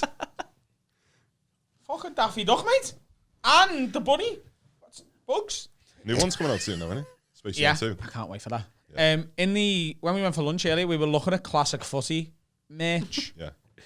I'm the biggest classic football nonce, going. Absolutely love it. We've been chatting about it all day, haven't we? I love it, lad. Yeah. Yeah. Take that mic a little bit closer to you. I can just tell. Lovely. There you go. And you're bassy. I mean, what? You're You're bassy bassy. as well. There you see. Got a deep yeah. voice. It's like Woolberry White. That's what I like to be. Oh my God. You got the bass up, ladies. Enjoy this section. Juventus, Kappa, what are we talking there? Like 99, 2000? I think 98? Late 90s. I think it's When they won- bang on 2000. Because it was when nice. Kappa was doing nice stuff. Because the Kappa stuff recently is proper tight. I don't want to turn into a fucking classic football shit podcast, but I do. The recent Kappa stuff's proper tight, Yeah. and then the 90s stuff is proper baggy. Yeah. So I love it, because it's like... Yeah, don't Paolo want- Maldini had Yeah. like a 2-man tent on, didn't he? Yeah, it's sick. Yeah. And like his old Milan stuff, it's The fucking... Napoli, is it Napoli Kappa stuff? It's like dead tight, It's skin tight proper stuff. lad. Yeah. I can't Oh, no, wear I'm that. not about... The new Kappa stuff is fine. Like, I still think they're better than a lot of the... But the old days where they had Juve, I think they had Roma when they won the league, I think, under Capello. Just looks fucking good. It's mad, isn't it? Because any Kappa footy stuff I'd wear, no problem. But imagine just wearing like a Kappa jacket. Polo shirt. Like a Kappa polo shirt. Shite, yeah. Can't even wear that in the fucking Whittle. Nah. Are you from the Whittle? Yeah, I am from the Whittle. Wallasey, yeah. Yeah. And an Everton fan as well? Everton fan as well, yeah. Yes, lad. We haven't introduced him. Oh. Yeah, what's your name? Joe Gilmore's here, ladies and gentlemen. Do you want to press the applause button? There you go. Thanks for coming in. He works for he's Kappa. Product placement. That's what we're starting to do. And Coca-Cola too. Brand deal, mate. The anti-Cristiano Ronaldo, who is literally moving Coca-Cola off. Have a word of like more Coke. Yeah. Have you seen all the players that have started doing stuff like that? Like in all the press conferences, they're all joking about it. So I think John McGinn for Scotland was like, "Where's that fucking Coke? I want some Coke." Didn't their stock John drop McGinn. loads? What? Yes, Didn't it's Coke like- stock drop? It was like, I'm sure it was like 3 or 4%. £4 billion Just because were he wiped moved. off Coca-Cola's share price because Cristiano Ronaldo said, "Drink agua." That's got to be the influence there is dangerous, isn't it? Well, he's the peak of fitness, isn't he, in football? And if he's saying don't do it, people are going to go, right, I won't do it then. Who? I know. But Doesn't know. No, it's still. Yeah. Kids, Who was waiting for Cristiano Ronaldo to be like, "Should be water, by the way"? kids playing football going, Ronaldo doesn't do it, I'm not doing it then. We're not impressionable, but like 10, 15-year-olds Yeah. are going to be like, oh, if Ronaldo doesn't do it, I'm not doing it. And they're the fucking peak. Someone market. tweeted straight after, though, look at this KFC advert.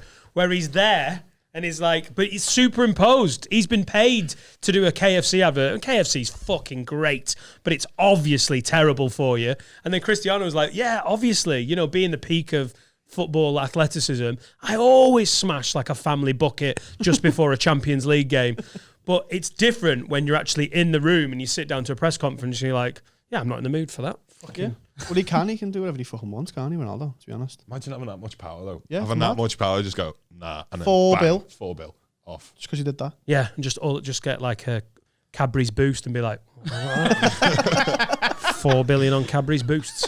But I was thinking if I was like Pepsi social media manager, I'd be like, must prefer Pepsi. Quote tweets, and then you see Pepsi stock. Yeah, lean into it. I think that says a lot about how your brain works as someone who works in social media. When you're like, how could I fucking tweet about that? Yeah, that's what I'm thinking about. So I'm like, yeah, fucking hell. Like my brain's just wired that way now. It's bad, to be honest. But Messi does Pepsi though, doesn't he? Like Messi's not ass. He'll swig a Pepsi. He's like, yeah, I swig a Pepsi. Go for the kickabout afterwards. Lionel Messi gives the vibe that he doesn't really give a shit about anything that much apart from just playing for Barcelona and Argentina. Not even that much anymore. Like I've seen him do. Like, he's like, I don't give a fuck. He hates Argentina and he's leaving Barca. All right. Yeah, he's retired from Argentina before. Is he just quite? It's hard because he speaks a different language. Is he just a bit shy? I don't know. Like, just get.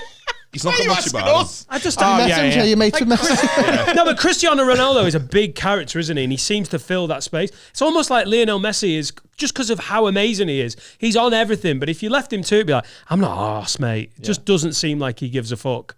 You haven't met Messi, have you? No, I haven't met Messi. Not yet. Who's the most? Because we should introduce, for those who are followers of our podcast who might not be aware of it. You currently work at Lad Bible. You do a lot of interview pieces so like for example, this week.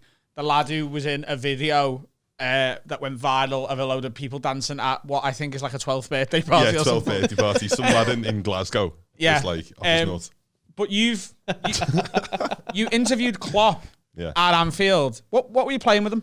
Ludo. You're playing Ludo with Klopp at Anfield, yeah. which is just an insane sentence, isn't it? I'll tell you why I did that as well, by the way. So like the reason why I did Ludo is I just watched, because we basically get sent it through, so it's through New Balance. New Balance come to us and they were like, right, it's between yous and Sport Bible, and they were like, whoever comes up with the best idea gets 45 minutes with Klopp. And I was like, oh, what could I do with Klopp? And I thought, first I'm an Everton fan, so it'd be funny to see, and it was just before the derby as well, so I was like, Everton versus Liverpool, that would be like a decent video concept. I was like, oh, what can we do though? And then I just watched Stephen French, Deadliest Men again for like the 18th time. Ludo wants tiddlywinks. And he goes, when you come for me, Danny, they're not coming with Ludo and tiddlywinks. And I was just like, it's got to be done. And hardly anyone's like clicked onto it. That was just like a little thing, like a little Easter egg I put in there just for Stephen French, but no one's clocked on it. I didn't get onto it. And I get it now, Ludo and tiddlywinks though, yeah. So what's Ludo? Am I being stupid? Is it like snakes like and ladders? Cluedo. It's like a jar Cluedo. Yeah. No, it's frustration, isn't it? You know where you'd like... We could have got him there, Joe. No, he misheard. It's like Cluedo. Yeah, I know I'm thick. I'm not that thick, Carl. No, Dan. Go back to it. Listen to Adam. Ignore Joe. Yeah, I'm chatting shit like this. Is it like from Joe. 2 pints of lager and a packet of crisps? Yeah, so... Hang on. So you work for Lad Bible? Yeah. And New Balance, who wanted a promotional piece doing... No, this is when I was back at Joe. This one... Oh, you did that at Joe? Yeah. So you worked for Joe, and they came to Joe and to Sport Bible, which is part of the Lad Bible group, and said, one of you is going to get to do this, and you won. Yeah. Do you know what Sport Bible's idea was? Fuck knows that.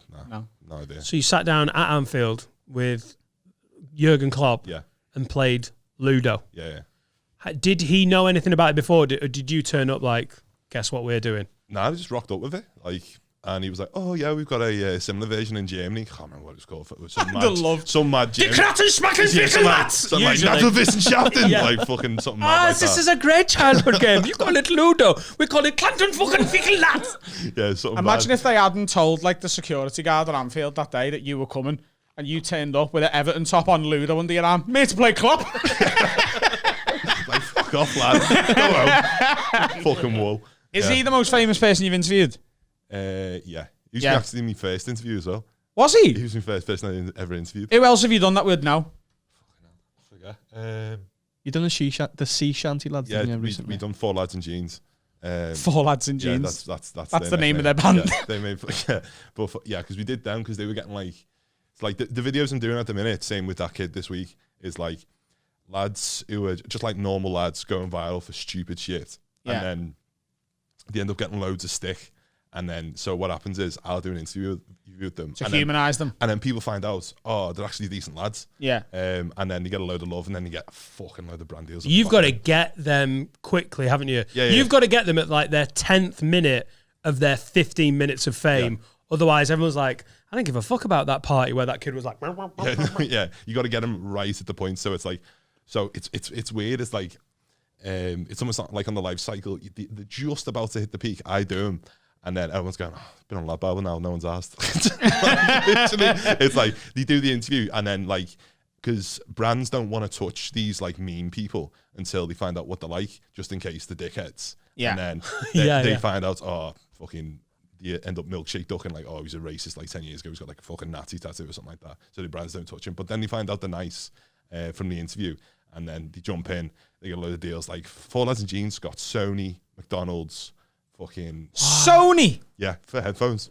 Because it was like it was quite good because they jumped on like because they were getting so much hate. They like Sony jumped in and went, here's some noise cancelling headphones and you can model them. because someone at Sony has your brain. Yeah. I know we could do it, lads. Yeah. Yeah, all right. And McDonald's? And McDonald's, I think it was just promoting. So like, just the apps for and those stuff who don't know, the Four Lads in Jeans, Yeah. did they just have a picture taken on a night out? Yeah. And they were like the absolute epitome of 2020 lads going out into Skinny to town. jeans, Yeah. no Fake socks. tan, Tight no top. socks, Yeah. glasses that they don't need. The same sailor tattoos. Yeah. Yeah. Big arms. Yeah, no leg days. Sexy bum. all upper body. Built like me Fit. if I went to the Fit. gym. Heart. Big dick. Little pin legs and then a V shape out from the waist. Dead funny. Smart. Attractive. Yeah. Yeah. Handsome, big Carl- dicks. Carl really likes them. And then someone put the sea shanty. It was me mate. He was actually my fucking mentor when I started in social and stuff. Von Stringino was a Christian. He's so good. I love him. So good on He's Twitter. like, Who's this? he's like me content. I'll just say Vostring. Von Stringino, yeah. He's one who does all the mad videos. Like he made the sea shanty video with them lads. He's from Norway, yeah. He's so like talented. fucking- he's so switched on. You must know him off Twitter. I don't think Von I String- do. he used to do like head swaps and stuff. So he like where it's basically like putting football managers' heads on videos or like players and stuff like that. So he's the one who started doing that. And then that's how I got into like social media and stuff. I copied them and like sent him it like my first video and went, oh, is this any good? And then he like messaged me back and was like, oh yeah, it's class. And then he taught me how to do it. And then he got me a job at Joe. And then fucking one day I was doing that for like years. And then fucking one day someone came in and went, do you want to eat this thing called a Wigan kebab? Have you seen it before, a Wigan kebab? So ended up like A Wigan kebab. Wigan kebab. Right. So have a guess what Your Wigan- voice made that sound sexy. Like it's the least sexy. Wigan kebab sounds dreadful. You've never tried a Wigan kebab. talk to me. Right, Wigan kebab. Have a guess what you think it is first when I say Wigan kebab. Pies. There's one. Well, you've given Adam enough thinking time, and I would love to know what you think a Wigan kebab is. Good. Kebab from Wigan. Oh, dear. I thought some girl called Julie was going to get fucking slammed from a height. You thought I was going to go straight to Fanny. I really did. I feel let down that it's not happened. I think Now I have. I'm going to see my Wigan kebab. Oh, God, fuck It does sound like something on an Urban Dictionary where it's like, oh yeah, you just slash a pie right in there fucking funny and then that's a Wigan kebab. Wigan kebab. But nah, it's not. It's, And you've not watched the podcast before, you said? No. You tuned right in, mate. Yeah. Oh, mate. Social chameleon, mate. But it's like, you just put a pie in a bomb and then that's Wigan kebab. That's it. That's just a pie bomb. Yeah. But like, when you say Wigan kebab, it's like, wow. Sounds like very mysterious. Wigan kebab. But yeah, pie it's just buying a bomb, bomb. Anyway, so like, I was like, I hadn't done presenting before or anything like that. And you're like, oh, do you want to come eat a Wigan kebab? First of all, same reaction to you. What the fuck is a Wigan kebab? So I was like, yeah, whatever. So we went in at this thing called a Wigan kebab.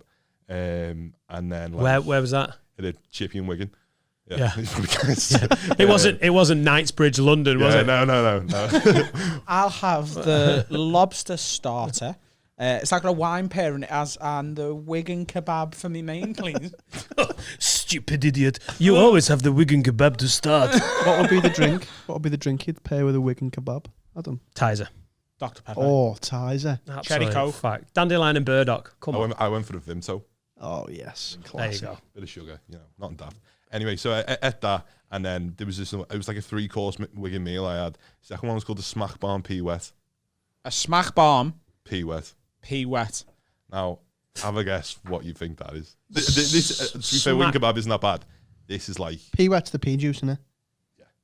so. It's like so. Smack is a scallop.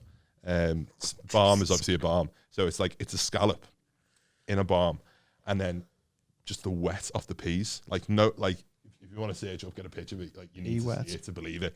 It's fucking like you just get the juice off the peas and put it on and like moisten it up. In like Wigan, it's like gravy. Like they love it as much as gravy. Have you had the pea wet? No. I've never had it, but I've heard of it. Have you seen the pea dog? Pea wet. Oh my god! Even the fact that it's got a name, I know exactly what it is. I just never thought it was used. That's one up from bin juice. Jesus Christ! Full of pea wet. It makes me think of piss. Right. Yeah, pea wet. Pea. Go for a pea. You know, sometimes when we talk about food on here and he like describes what tea he's made that week, he spent 45 quid on a sandwich. It sounds amazing. None of this has made me hungry. No, it really hasn't. It sounds audible. What was the third course? It's called they call it a baby's head, which is basically the Wigan way of saying baby's head. And it's just a steak pudding upside down because it looks like a baby's head. It looks like a baby's head. It's like a baby's head. Why would you ever want to be thinking of baby's heads while you're eating? With pea wet? A pea wet baby's head? Wigan, ladies and gents. Wigan. But yeah, it ended up getting fucking million views in a day. And then now it's on like 10. So like, just like, it's mainly because we've got such different accents, like me and this fella behind the bar from Wigan. Everyone's like, I don't have a fucking clue what these fellas are saying at all. Yeah, we get that sometimes when we put like, because we put like clips from the podcast out on like TikTok and stuff. Yeah. And it reaches like fucking Bulgarian TikTok and they're like, what are they saying? Well, it's Bulgarian, or like, or American. They're like, hey, what are they saying? You know? I hope this gets on TikTok, this clip, where they're like, what the fuck is pea wet? This shit nasty. Yevgeny, we're never going to Wigan. Yevgeny's your go-to, innit? Yeah. Yevgeny, I couldn't think of a fucking Bulgarian name. Histro? Hristo Stoichkov. Ah, fair play. Is that when you're internet-wise, you must be because he is like, of all of us, Adam's the one that is across all the social media. Yeah. Do you find it hard to put down if it's your whole gig? Yeah, my screen time's like 12 hours. Like, Really? Mine's like 9. mine's a joke. Yeah, it's insane. I am totally, utterly fucking addicted to it. Yeah, you got to be on it 24/7. Like, Yeah, especially if your whole gig is like to know what's going viral and to know when it's going to be boring. Yeah. Like if you're trying to make content within that small window, it's not like, yeah, I've had a week off. I'll just probably pick something from last week. That's fucking done. yeah.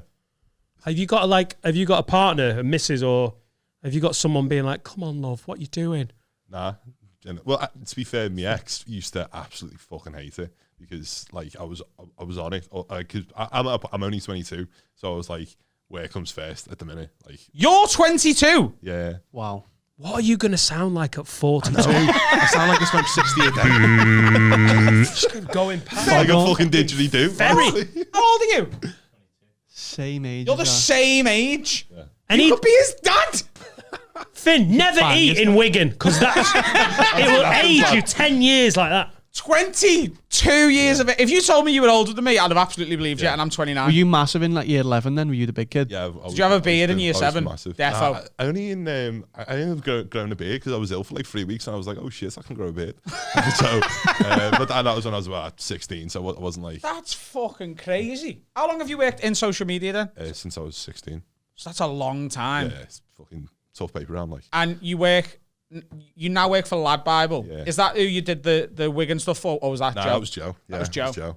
So Lad Bible were sort of a catalyst for my career early on, and as a result, sort of this podcast, because a big part of my profile growing was I had a couple of videos that were recorded at hot water that did a certain amount of views, and then Lad Bible seeing them, I'm like, can we have them? And the first one was about me ex-girlfriend, and at the time she still lived with her ex-boyfriend, and he knocked while I was shagging her one day and offered me a bacon sandwich, and I said yes, and I did a stand-up routine about it and did that, and it got loads of love, like millions of views. I think it's like 12 million views it's on or something like that. Loads of comments. Oh, this is great. Who's this lad? Never seen him before. Loads of followers. And then the second one they took was my old Nelson Mandela routine. And if you find that to this day, you can pull it up on that screen now. Every single comment is, what the fuck is this? Who the fuck is this cunt? This is fucking shit. Or like, there's a couple of like nice ones and there's plenty of likes and stuff, but a lot of angry people because in the Nelson Mandela routine, I called Nelson Mandela innocent, right? And I managed to piss off both sides of the Nelson Mandela opinion spectrum, because there's people going, Nelson Mandela is a saint, and to ever be brought into a stand-up comedy routine is blasphemy and disgusting. And then there's people going, he was a terrorist as well. He killed people. He blew up supermarkets. You're a cunt. And since then, Lad Bible have never taken a video. Nah. I did do a corporate gig for Lad Bible once. That was booked via the Comedy Store in Manchester. We were talking about that earlier. I went in, it was on... Don't open with your Mandela stuff. Fucking nightmare, this lot. Do you know Blue Monday? So it's like the first Monday back at work or something at the start of the January, year. isn't it? Yeah. Most depressing one, isn't it? Yeah. So for to cope with that, Lad Bible booked me to come into the office. Oh no! And they've got a bar, haven't they? In the office in Manchester. Yeah. So they went, right, you just go and stand over there. We're gonna get everyone to come and stand around and watch you, and you're gonna do 20 minutes and just entertain the Lad Bible crew. And about 30 people come and sat around and watched, and other people were just like not interested and just stayed on the other side of the office, just carrying on with their work. Can you come into the office and do a gig that would be difficult at the end of term? Like if it was like the last day before everyone was going on a fucking summer holiday, it'd still be hard because it's in the office. Come to the office on the saddest day of the year where everyone's pissed off, it's gloomy, and you've got to do a fucking gig next to the photocopier. At 10 o'clock in the morning. Oh, 10 o'clock in the morning as well. Jesus Christ. Why? I don't even come in the office at 10 o'clock in the morning. I'm running until fucking 11. How is that not an end of day? We've got a bar. Like, yeah, everyone was having a beer. 10 o'clock in the morning, watching me. Yeah. It went all right. Yeah. Yeah. Oh, at least it went all right. Like. Yeah. A girl called Bianca booked me. Yeah, I'm on to it. Yeah, she booked me for it. Yeah. Yeah, because I think she'd seen me at the Comedy Store and said to them, can we have that Adam lads come and do Blue Monday? You've never felt Blue Monday, though? Me? Neither of yous. No, because Surely. mate, I felt blue like that on like August bank holiday weekend. When you've got to Thursday night and gone, oh my God, I have got 11 gigs this weekend. And everyone's like, what are you doing for the August bank holiday weekend? What are you doing? We're going to a festival. We've got this, we've got that. And because comics are such wallies, I don't have bank holidays blocked off in my diary. I just accept work when it gets offered. I've literally got to one of the most fun weekends of the year and realised that I'm driving to fucking Hull and then to Sheffield and then just like back to Wigan or somewhere awful. So that actually, the comics life is so reversed. I felt glum going, oh God, I'm missing out on loads of fun. You're going to block them off now, though. Now that we've got this, you're not going to be gigging on bank holiday weekend this year. No, I'm doing the occasional, I'm just cherry picking here and there. I'm going to be in Corfu. Going in your hollybobs? Yeah. Oh, Ibiza's being added to the green list this week, innit? Apparently. Oh, right. So is it? So we're going to be sound for Can we play Portsmouth then, yeah? Stag Do. Lovely. Yeah. Oh. I just have no inclination to go away yet. On it, like I'm just not feeling it. I would have got an Aldi 6 months ago if it was allowed. I'm missing it so much. Yeah. Oh, fuck that. Just getting like, I don't know. Just want it to get easier before I can be arsed. Maybe it's because I got kids. If I was 22 and I was 7'3", I'd just walk to France. 2 steps. Fancy going to France? Yes. Have you had to? You know, before you were saying you've interviewed these people who've gone viral and then they get brand deals off the back of it. Have you interviewed anyone who's been quite? You don't have to name them. Yeah. Quite clearly a gobshite. 4 lads in jeans. No, I'm not even messing. I'm only messing. Nah, he was sweet. He's a gobshite. Fucking recently, right? It's a great pause that, as everyone's like. I'm just trying to think, how do I describe him? Nah, fuck it. I'll just say his name. Marshmello. Right, Marshmello, big DJ in America. Meant to be the biggest DJ in the world. Whatever. Big art. Right. So we had this thing where it was like roast him. Like, It's never a surprise when a DJ's like a cunt, though, is it? So the day before, his management comes to us and be like, "Oh, can you come up with something to interview him tomorrow at like fucking 9 o'clock in the morning. Oh no, it was 9 o'clock for him, but it was 5 o'clock for us. I was like, yeah, okay. And like when you've only got a day, you got to come up with something good. So we just thought, roasting Marshmello, and just take the piss. It's just like mean tweets basically. And then so we put a tweet out and said, roast him. And then we got a load of stuff from the audience, and then like all the roasts and stuff like that. And then we sent him to his PR team. And then the PR team just goes, no, not letting them see that, not letting them see that, not letting them see that. And then we end up with a couple of things. So like, and they were like proper shit jokes. They sanitized the roast just in case it hurt his feelings. And like they were already shite as they were. So it was just like, so it was me jumping on with him saying like, oh, you're all right. And the thing was, he'd never spoken before. This was the first press thing he'd ever done in his life. So like, this was like almost like an exclusive. He was speaking for the first time. Who's this? Marshmello. Yeah, he wears like a big white hat with a funny face on it. I feel 128 years old. So, and I honestly didn't think I was this out of the loop. But you're all sat like, yeah, lads, Marshmello was I haven't got a massive. fucking clue. You definitely, you'll know his face. I won't, will I? Because you've described it as a man who wears a but you'll know marshmallow on his that, head. you'll know I thought you meant And the other guy. I would be able to picture that if I knew him, wouldn't I? No, but you'll There know, he is. like, you don't know that. No, I don't. So I've dreamt about it before. It was chasing me down the hallway He's at massive. school. looks like something out of a horror film anyway. So I thought, and I hate his music as well. So it was even worse. So like I was like sanitized everything. I don't really like the kid himself. And then I speak to him, and he's like this fellow's like from LA. So like they just speak like, yeah, man, yeah, totally, dude. Like, yeah, just like dry as fuck. Has he got the head on?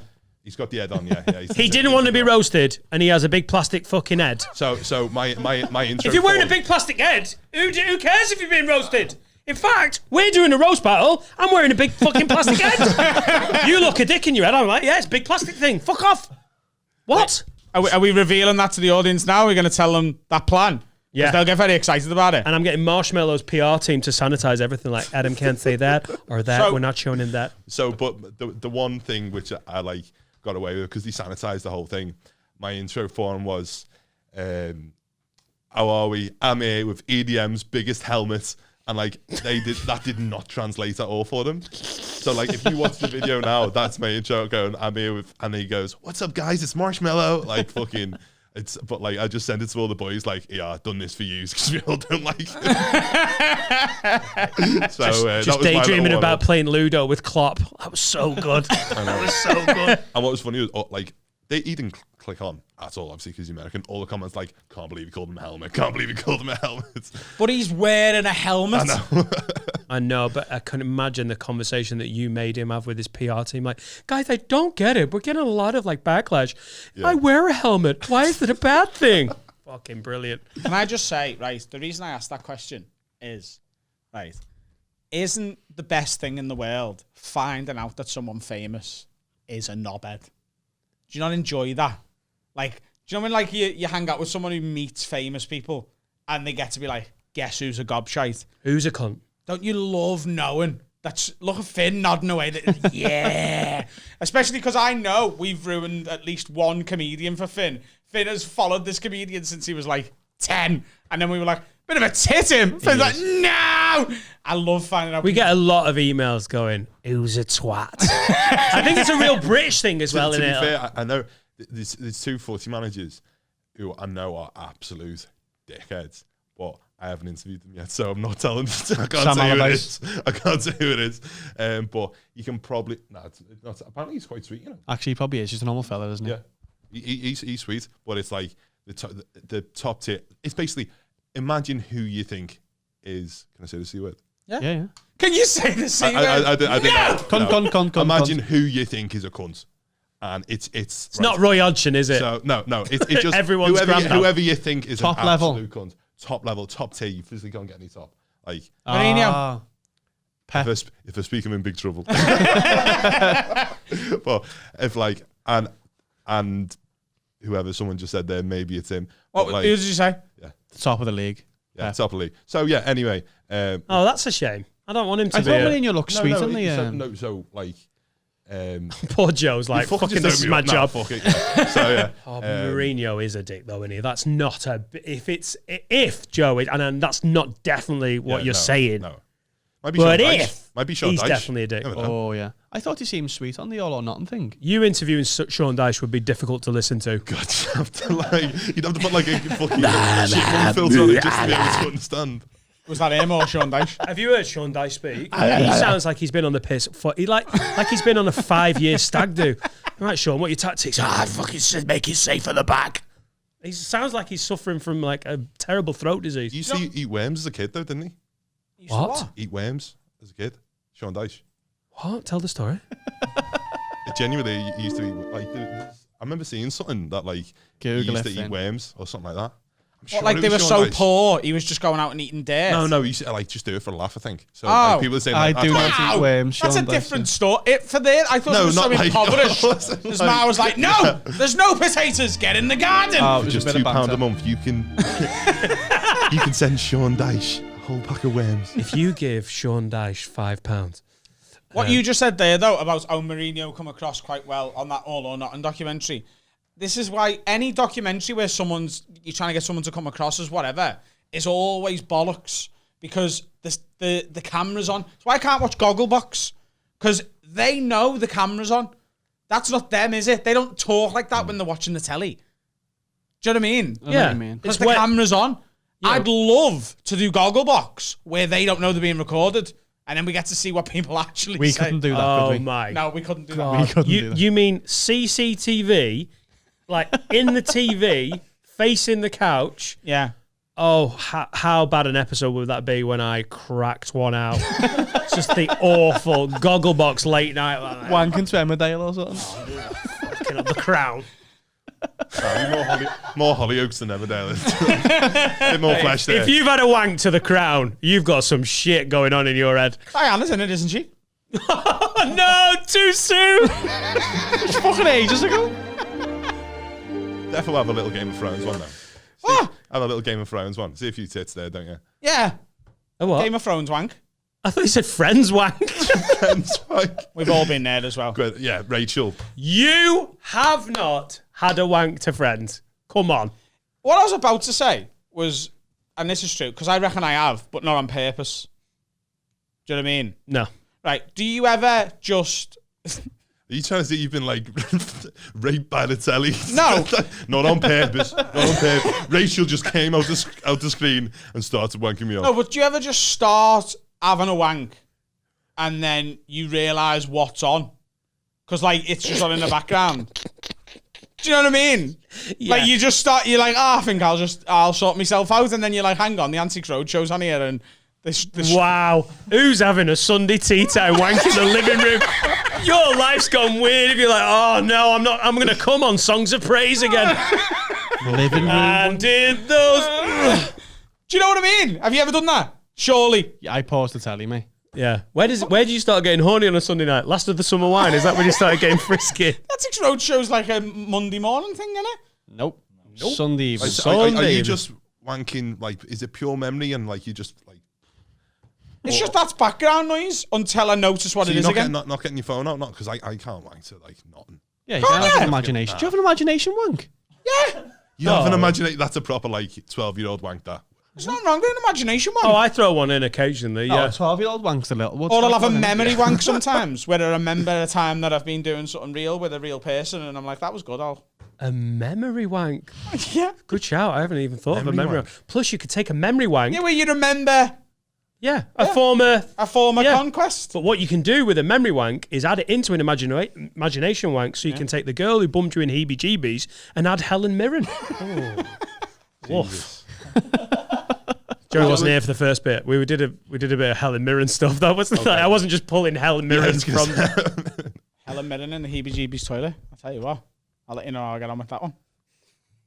Do you want me to let you know? No, I reckon. Just keep the camera on me. Have it. Well, just crack on. I'll An check my car. imagination wank? Wow. Who doesn't? Once in a while, on an away fixture, when you're somewhere where you haven't got like Wi-Fi, or 3G or 5G or... your phone's run out of battery. How do you think people used to wank back in the days? They used to draw tits on the walls. Did they? Yeah, they love that. Who's that? Sean Dyche.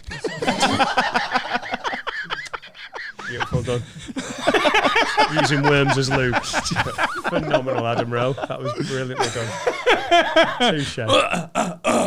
My new centre back. Why is he beatboxing? This is our job. Sean Dyche having a wank. Brilliant. It's never been said on the internet. Sean Dyche having a wank with a worm up his ass. That's Right, what he wants. and I tell you what, I want to challenge everyone who's watching this. Next time you crack one out, go imagination and try not to wank to Sean Dyche. Next time you're going, I won't use porn. All of a sudden, like, I'm Sean Dyche. Right, Ray Winston. Where do you think Sean Dyche is from? Because in from your down head, south, isn't he? Sean Dyche. Yeah, he is.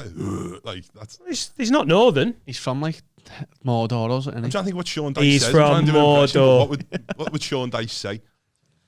he's got it wrong today. The ref, he got it wrong.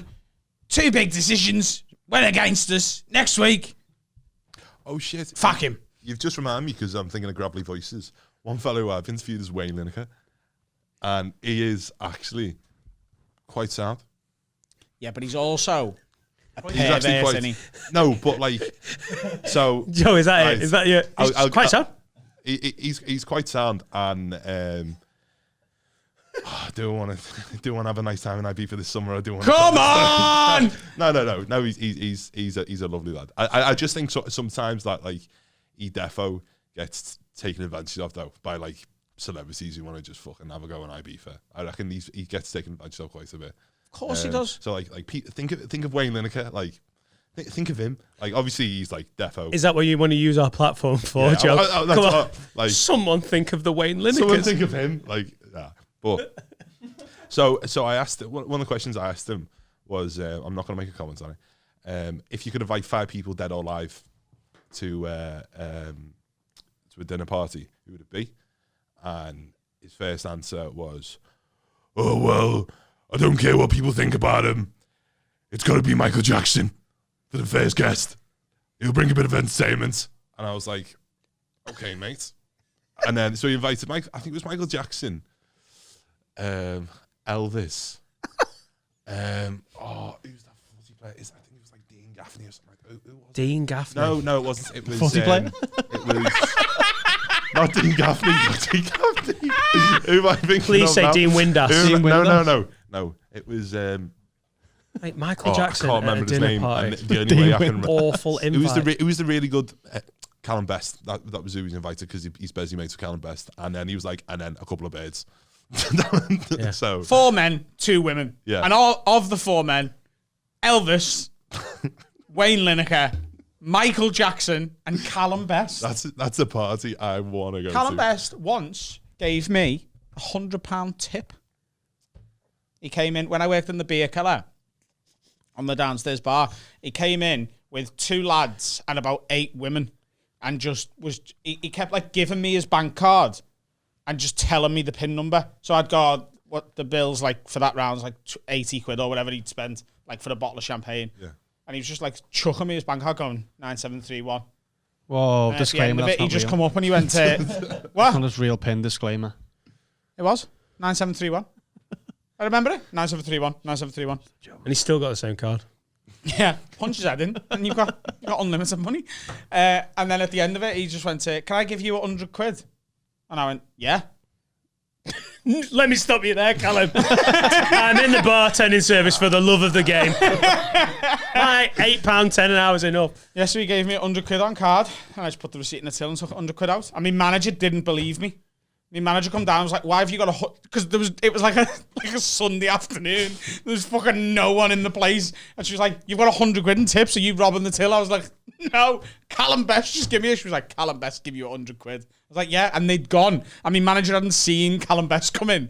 He'd just come in, and I was the only one on. There's no one else on the bar because it's dead. It might have even been like a Tuesday morning or something. It'd be It was ballsy just- to rob the till. What? That'd be a ballsy time to rob the till, wouldn't it? Tuesday Till's empty. morning, Bob, 100 Callum quid. Best gave me £6 tip. Yeah. But yeah, he did. Antiques Roadshow's on. Gotta rob the till. Where's Callum Best getting 100 quid tip money? What's he? I know he's the son of a footballer. It's also Yeah. like, Like- on telly, isn't he? Doing shit things constantly. And maybe he invested in some stocks and shares, and they paid off. And his dad was George Best, who had loads of money. Yeah. What are you laughing at? It's whenever Andrew gives a serious answer, it freaks me out. I'm like, oh yeah, he's being serious. Maybe he invested in stocks and shares, Dan. Maybe he's got some kind of savings scheme. It's my favourite thing to do amongst all the bullshit, to just give you a really candid thing and watch you be like, I can't. Break time? Definitely. See you in a bit. What's happening, guys? Ooh, look at your outfit. Shocking. You look horrible in that. That's a shit t-shirt, jumper, dress thing, whatever that is you've got on. What you need, lad, is a fucking t-shirt or a hoodie from haveawordpod.com. You want some official Have a Word merch? Go to haveawordpod.com and get some then, instead of wearing that fucking shite you've got on. It's horrible. You look a joke. Don't be leaving the house like that. You want a hoodie that says rat? That's what you need, lad. Go and get it. haveawordpod.com. Last section. We've got one from Harry Robinson because I love him. Gold. Sapning Lids, quick one. Most social media platforms and dating apps over the past decade or so, successful and unsuccessful, have had quirks or unique selling points to set them apart. A little bit of OCD so happy there. you did that, you know. Was that a little bit of OCD? Because it was slightly on a tilt. Just doing my head in all section. Oh, that's weird. Most social media platforms and dating apps over the past decade or so have had quirks or unique selling points to set them apart. Instagram is all photo-based. Bumble encourages the girls to make the first move. LinkedIn, Facebook for office cunts. If you had to make a social media platform or dating app, what would its unique selling point be and what would it be called? In a bit, lads. Harry, I didn't know that about Bumble. I just thought it was another... No, Bumble, the girl has to send the first message. So you can't just blanket bomb... Yeah. Or a dick pic. Yeah. Which is what I was doing Can for you years. send photos on any Just crack that nearer to the mic, Joe. There you go. You can't send photos no more. Game's gone, lads. Can't even send a picture to a dick. Of your dick to a bird anymore. Game's gone. Like the good old days. Good old days. VAR. So, what a weird bit of nostalgia. I remember when you got an erection, you got your camera out, and you sent it to a woman who didn't know you. Like a gentleman.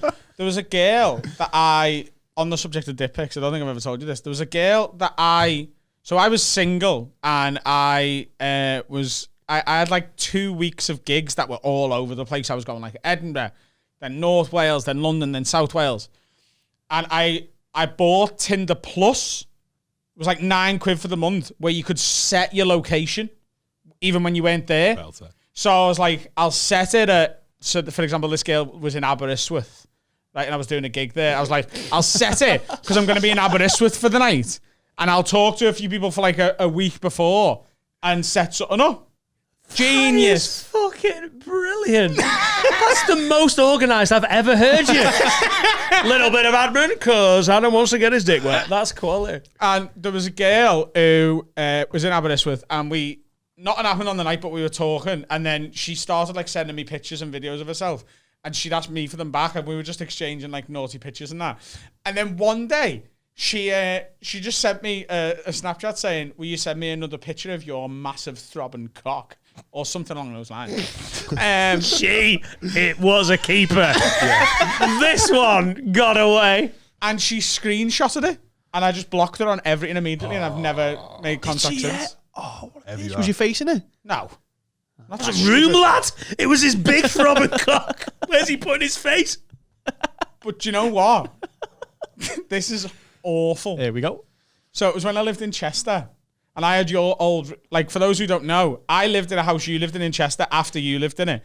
So do you remember that room? There's like, your bed was here, and then there's like a shelf that you'd put your telly on at the end of the bed. Do you know what I mean? It's like we've served time in the same fucking prison. Yeah, I did a 2-stretch with Danny McLaughlin.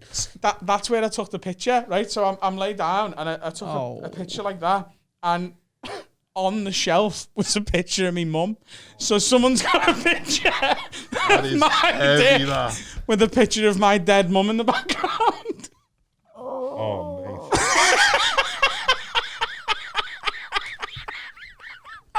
Of your hard throbbing cock and your ma. 2 things important to me: big dicks and family. And she didn't get back in touch. No, I didn't. I blocked her on I everything. tell you what, this lad loves his mum. Arguably a little too much. Oh, that's horrible. Oh, lad. So that exists. Still a picture of Hey, you and your mum. Wanking to Antiques Roadshow doesn't seem so bad now, does it? If we're on about... I would honestly, I love it how you're romanticizing the old dick pic. But I don't just like start a website that is just all dick pics. Like, let's bring it back. Let's, Dickpic.org. Charity. Dickpic.org. .edu. Rate my dick. So you work in social media. Yeah. Have you got ambitions to start your own platform? Would you never do that? Nah, it's too hard. Like, because there's so many that go out and just fail straight away. Like when Vine tried to come back, but they tried to come back when TikTok was already back. Yeah. Like, and TikTok had just gone into fame, and then like obviously TikTok's so big now, you can't like knock them off. That is the new thing. But was it Vine? Was it 6 seconds or Vine was 6 seconds, right? Yeah. And why did they close it down? They were like, No, we've done all we it can. was very weird, wasn't it? Making no dough. finished. Basically, Right. they're making no dough because like they had all the top creators on the platform, and it was dying out. People forget it's like proper. It's like, oh, the good old days, when like actually it wasn't good old days. At the end of Vine, before they shut it off, it was shite because that's how I started on Vine, like making little videos and shit. But like it was just dying, like because the reason why people use Vine on Twitter was because Twitter didn't allow, this is going to be fucking technical now, but Twitter didn't allow videos to straight upload, so people just upload Vines and then post it. And then Twitter brought in videos, so it's like, oh, what's the point of uploading to Vine anymore? You just lash it straight on Twitter. Yeah. So 6 seconds is also too short, isn't it? Yeah. It's just too short. So they tried to come. I can imagine they were coming back, but we're going to do longer. No shit, dickheads. But the No. ship has sailed. no, They just came back with 6 and they were like, seconds. oh, you can do 6 seconds again. And everyone's like, well, I can't fit a routine into 6 seconds. So like, TikTok had done. I think TikTok was 15 bang on for a while, and then they've extended it now. It's like a minute. We struggle to get clips down under certain thresholds, and it's always different on different platforms. But then you actually look at the watch times, and you're like, well, no wonder people want to quicken it up, because people are like, nah, like it's 10-second watch times sometimes. We get told by TikTok what videos to put out, like algorithm wise. So it's like, so really what you need to do is, if it's, you need 8 to 15 seconds and like max 30, and then anything over that, they just won't put it in your feed because they want it to be quick. You need to get the quick hits. As a comedian, pretty tricky, isn't it? Yeah, it's hard. It's got to be like boom. So boom, TikTok boom. want you to, so even though you can upload to a minute, they don't really want you to do that. They'll let you do it, but they don't want you to do it. Interesting. We can't do that though. TikTok are like, listen, Yeah. be 30 dead seconds. funny, but don't take more than 15 seconds for Christ's sake. But kids these days, like, I reckon this has got like a bit deep, like, but I reckon this in the long run, because the kids are getting so used to like getting a hit of dopamine or getting a hit of like something like that dead quick. Like they're gonna grow up and like not be able to get that same hit all the time, and then like it's almost it's like Is it going to it's like an speed up? addiction. What? So where does that end? Does it keep speeding up? Like the new version of TikTok in 10 years is going to be like, dickhead, don't upload something more than 5 seconds. Yeah, Christ Almighty, that's gone. we want people to watch it. It's just going to get like Then Hard Vine House. will make a comeback. Yeah. Yeah. That's Or what- is it just going to break down and everyone goes long form? Well, Because if it does, Joe, we're going to do no, it did. really well. After Vine, it went from 6 seconds to 10 minutes when everyone started watching 10-minute YouTube videos, because YouTube pushed the thing where it's like, oh, if you upload a video over 10 minutes, we'll splash a mid-roll in your video. Yeah. So everyone started doing 10 minutes. And then Facebook said, if you do it over 3 minutes, we'll give you a few quid. Then all the videos went to 4 minutes. And now TikTok are starting paying people. So now everyone's making fucking TikToks. It's like, it's mad. But that's just how it works. It's all follow the money. Yeah. I made a social media platform. I think Instagram's the best one. I think. Pictures. Pictures. Nice. Happier, innit? Nice. Yeah. Yeah. And I am getting a bit addicted to TikTok. So it'd have to be sort of amalgam. Do you know who Gary V is? Gary Vaynerchuk. Yeah. I see. So I watch his videos sometimes because I enjoy thinking he's insane. Do you know what I mean? And I know he's right about a lot of stuff, and he's very wealthy and he's very successful and all that, but he talks with such passion about stuff like the other day I seen a video where he's like, I want to make a social media platform where you're only allowed to post once a day. That's the USP. You get one post a day, and everyone your posts will be more valuable. Because like if I went on my thing to post saying happy birthday to Dan Nightingale, how grateful would he be that I've wasted my one post that day on his birthday? So what do you think of that? I Once a day.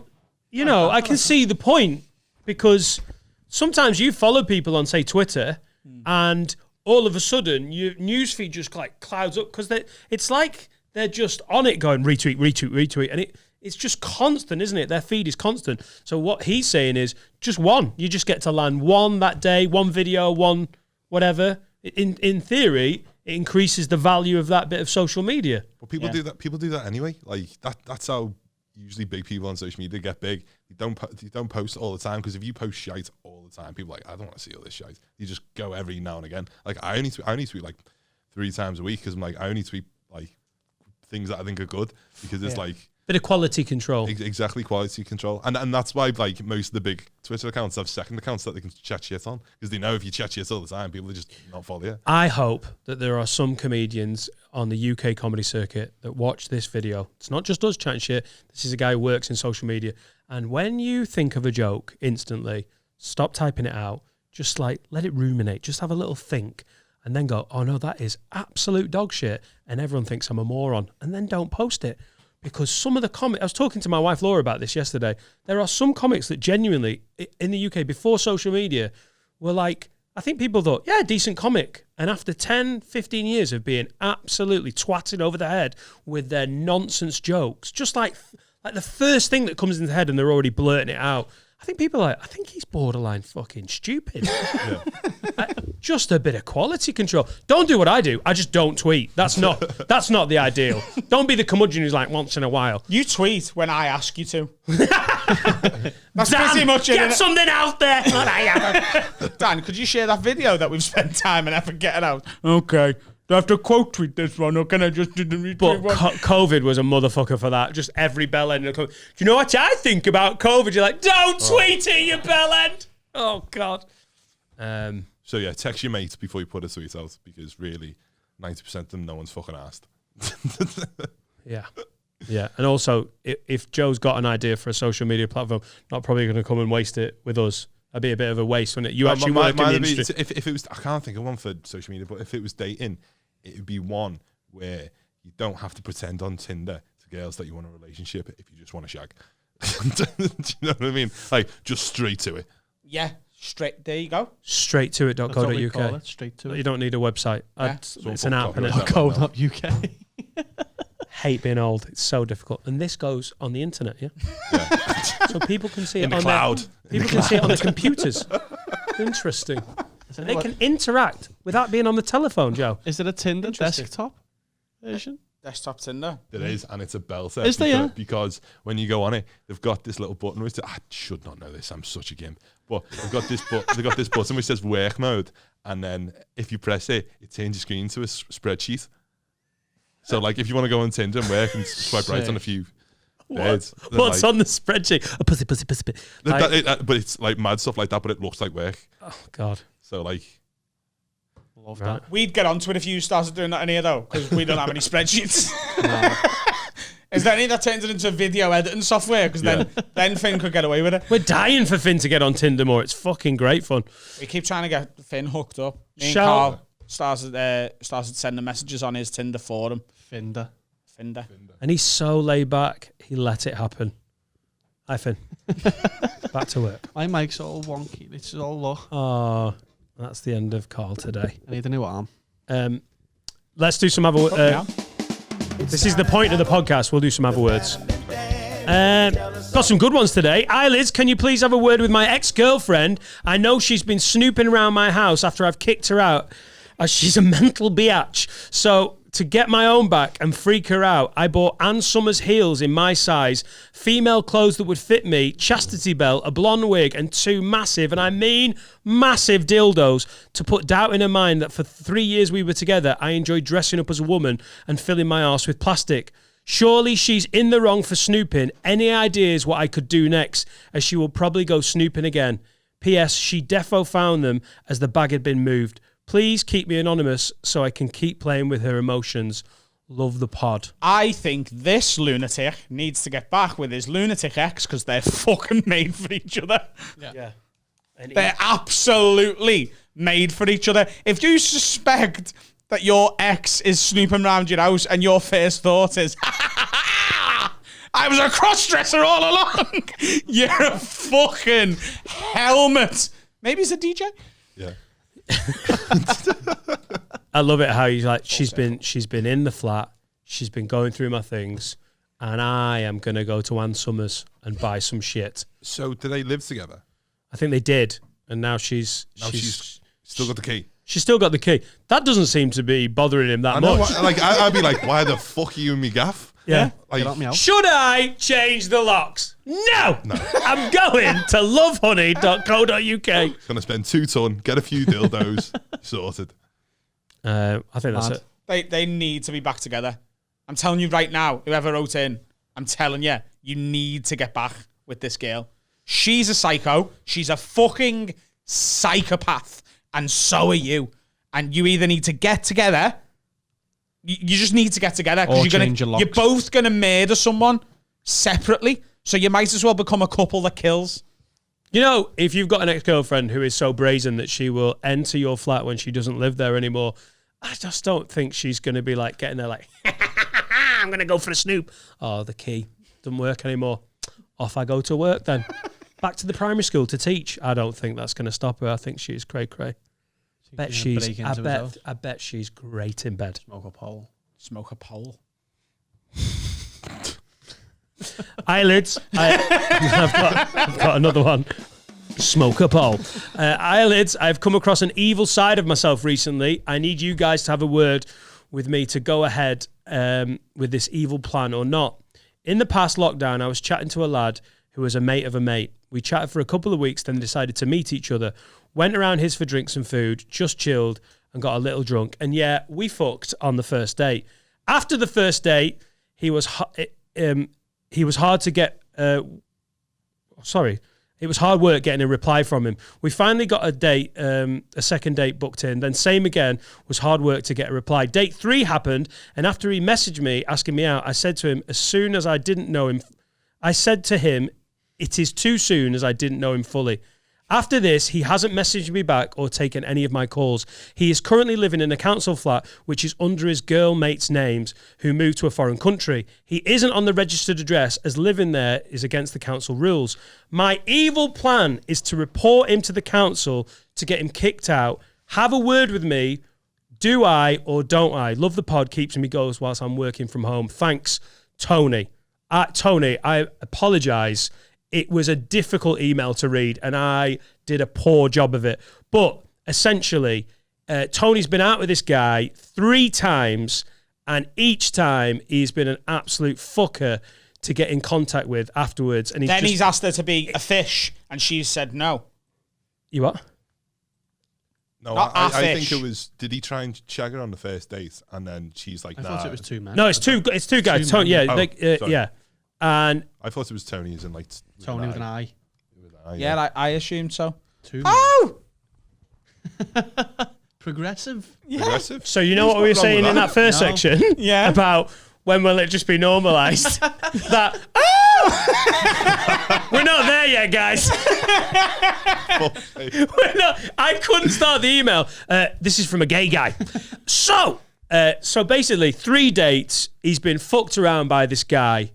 But the guy's living in a council flat, and he's like, do you know what? You've hurt me here, so now I'm going to dob you into the council. And he's saying, do you need to have a word with me? Do I or you don't I? You can't be a grass, can you? Just because he fucking bummed you a few times and then you didn't want to fucking do it again. The fella asked you out.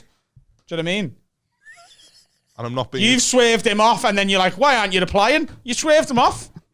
Yeah. And I'm not being funny. Like, if someone's being a bit like distant, not replying to you straight away, do you just want to fuck you? Do you just want to fuck you? You don't want anything else. Yeah, I just reckon. bum. Like, Yeah. just wants to get bummed. Like, Yeah. Or do the bumming. Like, Yeah. or whatever. Like, I don't know what goes on. Who's the postman? Who's the letterbox? Yeah. But like, realistically, if someone's being distant, giving you shit replies, they're not asked about you. Yeah, it's in that paragraph, but then innit? the one who was being shit asked him out. So do you reckon he asked him out to put him off? Do you reckon he went too soon so that this person would go, oh no, fuck that? So he didn't have to be the one who fucked him off? Yeah, I just don't think the guy was sure. I think they've slept together a couple of times. He's been a bit sketchy with his phone. And in the end, he's gone, oh no, I do want to do something. But he's like, no. You get 2 chances with me, and the third one, I'm getting the fucking council round. You're getting evicted. Like, this guy does not fuck about. Tony does not fuck about. Why has he got that voice? What? Why has he got that voice? Because he works in the theatre. I'm glad someone called him on it. Yeah. Tony, I know you feel like you've been dicked around a little bit, but He will have been. you can't In be the bum. dobbing people into the fucking council, can you? That's the bum. super grass, that. Christ almighty. Never do that. Don't enter your ex's flat ever. But also, don't be ringing the council like, ha ha ha ha, this'll show him. That's a really shitty move. Yeah, I think what you should just do is go round, right, and just say, look, soz that I couldn't be official, yeah. You just have a conversation with him. I bet he's reasonable if you just chat to him and go, look, you weren't texting me back quick enough, it was doing me head in. So we can go out again if you want. We can have another bum. We can have a little we can do whatever you want. He really knows the culture, doesn't he? You can tell. We just need to slow down a bit. You know what I mean? I wanna date you. I wanna bum you. I wanna suck your dick. I want you to suck mine. Don't have to go into the details. We got it. I don't want to just suck your dick at the minute. I want to be able to suck other dicks if I want to suck other dicks.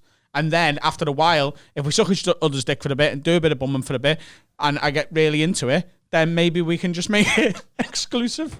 Yeah. Exclusive Maybe you can move bumming. into my flat and then I'll tell the council that you're on the Yeah. council tax. Or threaten him, you know. Don't phone the council, but tell him you're going to. If he doesn't, you know, Bum, yeah. yeah, text you back quicker. So, like, what does this person actually want, though? Like, Yeah. I think he wants to be like, I can't believe, Tony, you've been hurt. Like like this is a mainly Scouse podcast, as if everyone's going to be like, yeah, grass him up. I admitted to grassing on a guy who's stealing from Tesco about 4 or 5 years ago. This cunt in a Mitsubishi SUV wearing a gilet, Joe. A gilet was stealing, and his kid was wearing a fucking gilet, was stealing 40 quid in plain sight. Like, I'm so middle class. How could I possibly be stealing? And I watched him and I was like, fuck you. You don't even need it. If you were a smack rat, like, let's get some steaks, Jeff, I wouldn't have grassed. Yeah. But for some reason, that Mitsubishi, why was it annoying that it was a Mitsubishi? It was more annoying that it was a Mitsubishi, and I fucking grass. I got absolutely hounded by him, by listeners. I got tweets like, you fucking grass, as if you can be like, you didn't bum me. I'm really annoyed. I'm ringing the council. Don't do it. Don't do it. Come on, Tony, be a bigger man. do you know, I saw a TikTok the other day, and it was like, if you just want to fuck a girl and you sort of get the feeling that she wants a relationship, all you have to do is shag her first and then straight away go, I love you so much. And Yeah. then she'll go, what? It's called the Ted Mosby, innit? From How I Met Your Mother. It's the Ted Mosby method. Tell a girl you love her too soon. She swerves you off. Yeah, I'd just say that when you get to 30 and over, that doesn't work as well. When you're under 30, girls will be like, whoa, that's a bit much. When you're over 30, 35, that will get you engaged within a fortnight. People are like, Mom, I found it. That bitch going to be on right move really quick. Yeah. I seen a TikTok the other day. This fella does something called toxic tips, right? He's this really big, like chunky, like black fella. He's got loads of fucking muscle, loads of tattoos, long dreadlocks, a little nose piercing, and he's teaching people how to be awful in relationships, and it's dead funny. And one of them was, if you're seeing a girl and she's got a lad best mate, or a lad mate who is clearly into her, but she pretends she doesn't notice it, and it's just, oh, we're just friends, do this. Get mates with him. Become mates with him. Then when you're hanging out with just him, like, quite soon go, I'm not really into it anymore. I think that a big block for us has been that she's actually really into you. He'll make his move. Then she'll say, I can't be mates with you anymore. I thought we were just friends. Or she'll be like, yeah, I've always wanted this. In which case, you knew she was a lying bitch all along and you've got rid of her before you, like, long before you should have. And otherwise, she'll go, no, I've got me fella, and you'll get rid of the best mate and you get it all to yourself. And I was like, you are an evil, horrible genius of a man. That sounds like too much effort for nearly every lad I've ever known. Yeah, be asked. Do you know, there's one for birds for that as well. And it's, if you get a lad coming round, every time he stays at yours when he's asleep, put a nicotine patch on him. If he doesn't smoke, this only works if he doesn't smoke. Put a nicotine patch on him while he's asleep and take it off before he wakes up. And then every time he goes home, he'll get withdrawal symptoms. and he'll that's disgusting. and his brain will tie it to being with the girl. So like he'll just want to keep going back to it because he just wants that hit of nicotine every time. Joe, that is And that is fucking brilliant. amazing. If you ever have a one night stand and there's like Nicorette packets on the sideboard, be like, "Oh, you quitting smoking?" She's like, "No." Do you reckon you could Never do that smoked. to a girl? Like when she's either, like if you're getting a suck or you're getting anal, if you just slap it on her and she associates like a bit of bumming with like, oh, that was great, that, because she's bent over anyway. You just put it right on her back. She wouldn't even know. And if she likes a bit of fucking slap and tickle, you could slap it onto her ass. Could you imagine?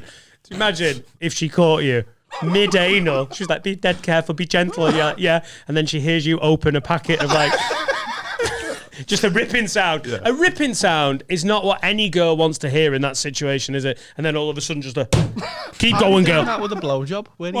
How are you doing that with a blowjob? Where are you putting it? Right in the On her fork. neck, back of the head. Right. On her neck, on the back of her neck. What you'd say is, yeah, come on, love. Oh, my knob's a bit stinky tonight. Here's a bit of gum. Just give it a fucking Nicorette gum. Oh, yeah. Straight. Your knob might go a bit tingly, like, but Yeah. fucking stick down Give your her some gob, love. ecstasy. Do you know that she'll Joe love described the sucking girl it. version of it, which was really sneaky and clever, and the lad version would be like, "Right, get a blowjob and give her heroin." No, it's genius. Never mind that about. I don't trust that one that you said, Joe. You just inject her with heroin, and she's like, "What?" And you're like, "No, it's your vaccination for me dick." And then she gets withdrawals from heroin, but she thinks, "Fuck, I need to give him a blowjob." Works every time. Yeah. I love that we've just legitimately spent 5 minutes talking about how we can get a girl addicted to sucking dick. That is genius. Where did you hear that, Joe? That's the most amazing, sordid Pavlovian shit I've ever heard. On Twitter, something like that. It's because you spend 12 hours a day. 12 hours a day on Twitter. You know how to get yourself a boyfriend. Yeah. And if you haven't got any access to nicotine patches or they're sold out, just get some ciggies and get them to smoke while they're doing it. Yeah. Bend over, lube up your asshole, puff on this. Have a Put a bit. ciggy up the ass. Put some Google eyes on it. A wig. We'll just go full Wolf of Wall Street. Got a muzzy on. Do you know my favourite moments on this podcast are genuinely when I look across at him and he looks like he's me dad and I've brought him home an F. He just looks really disappointed. It's my favourite bit. When the guest's laughing, I'm laughing, you're laughing, and he's like, we're doing this? I just love it. This is what we're laughing at. It's Adam how far he will take something. He's like, he cannot, you know, like people who have the last word. Adam's like the comedian who has to take it further. Like, I know it's bad when I try and take it further and he goes, "Nope, you're on your own, pal." That's like, Adam would be like, "No, a little further down. Let's keep going." Put a cigar up her ass. White, straight bell ends. Give it 6 months. The whole listenership. Right, one last one. Eyelids, anonymous, please, Dan. Can you have a word with my mate from work? She's a listener of the pod, and basically she's the cleaner at where I work. Really sound girl, and we have a laugh and all, but she's known for chatting to all of the lads around the gaff, not even flirting with most of them, but just chatting however she chats about herself, as though she's a huge cock lover and top shagger. Perfectly fair, nothing wrong with it, but it just doesn't suit her. She's very clearly not like that, and it just makes it up for clout. Also, just want to make out I'm gay as fuck, so I'm not jealous, and I'm not trying to shag her or anything, but it just makes her look like Why does today feel like a Pride Month special? 2 gay listeners. We've got more than 2 gay listeners. Yeah. Wow. Yeah. Hello. Oh! Do you want to, who wants to do this? Oh! There's 2 gays? Both with laptops or phones? Didn't even know they used it. With that voice. God! No, I'm fine with it. You start the next Absolutely podcast now. flabbergasted. Oh, God. It is Pride Month, though. One email from a woman, and this is a different podcast. Oh, is it a lady gay? No. Oh. So, Maybe he's jealous of, like, if she's saying she gets all the cock and he wants a bit of cock. Yeah. well, it just makes her look like a twat, and like a lot of the lads take the piss behind her back. Feel free to instead have a word with me if you think I just need to wind my neck in and let her crack on. So basically, she's doing all the, like, you know. The thing She's is, doing the chat. historically, it's been a lot more difficult for women in the workplace to progress to higher positions. So maybe she's using her own sexuality and reclaiming it to progress further by impressing men by pretending she's a more sexually adventurous person than she is. Thanks for listening this week. It's been a great episode. Adam's had an aneurysm. She's sucking dick to the top. What? Sucking dick to the top. No, she's not. Oh, she's not. pretending. Pretending to suck Yeah. dick to the top. After doing this podcast, I proper feel like sucking a dick now. Like, genuinely, I've heard so much about sucking dick. Progressive. Yeah, Like- there we go. We turned one into one. I'm gonna Get some Nicorette patches. Yeah. Yeah. I'm really going to try the Nicorette thing, you know.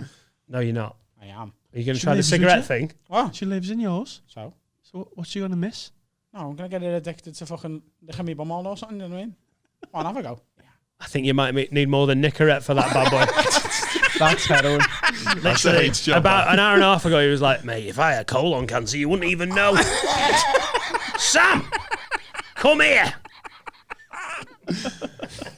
Literally blowing smoke up your ass. Every time you rim me, you can have a fucking jelly tot. I don't know, man. I think you've just got to let it be, haven't you? I know you're just like if she's gonna do this kind of chat, she's gonna do this kind of chat. I'm a big fan of it. I think it's loads of fun.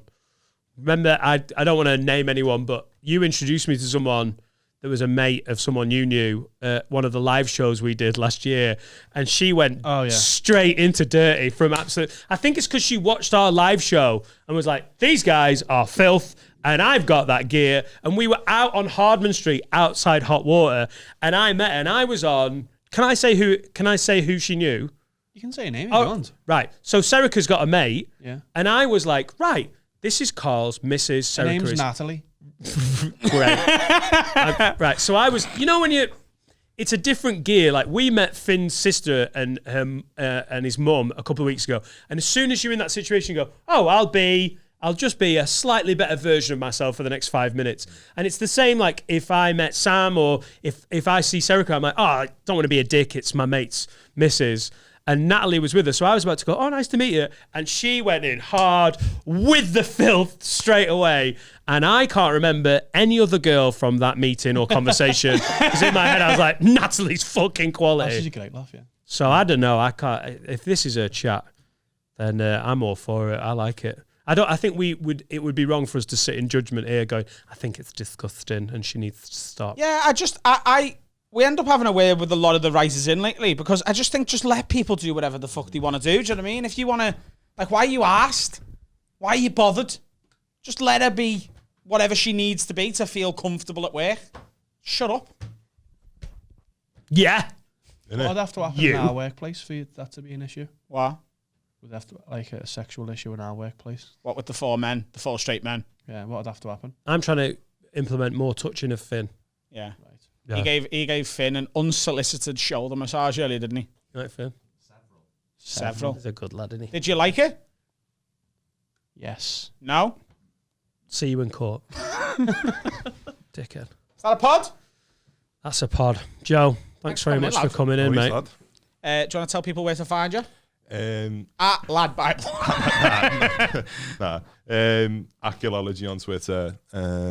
Yeah, just Gilology really, or just type in my name, Joe Gilmore. Joe Gilmore. Thanks very much for coming in. I'm chatting shit. We have got a lot on our Patreon at the minute. Obviously, you get the extra episode every single week. You get early access to these public ones. There is the Ghost Hunt that we did a couple of weeks ago. That's on there, being very popular. There's a few lockdown lock-ins.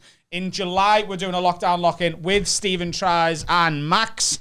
That's going to be exclusively on patreon.com/haveawordpod. Make sure you sign up well in advance of that. It's going to be great. And we flirted with it, didn't we, before, but we didn't quite announce it. In the planning, in the offing. We're trying to do a Patreon, as well as the extra episode you get every week, we're going to try and do a little bonus thing every month when we can. As often as we can, basically. And we're thinking in August, after we've done the Stephen Tries lock-in in July, we're thinking we might put on either a roast battle or rap battle event with former guests. I will battle Dan. I want it to be rap battle. Rap battle? Yeah, I really do. I think it's... No, I do. I've watched the roast battle stuff, and the slamming's fine. Like, it's good. But the rap battle, when it's within a rhyme, I think it gives it another layer. We've approached, you know what, we'll tell our listeners who we've approached so far. We've approached Eshan to maybe battle Vittorio Angeloni. We've approached Brennan Reese to battle Lauren Patterson. We've approached Daniel Sloss to battle Kai Humphreys. We've approached Dane Baptiste to battle Alfie Brown.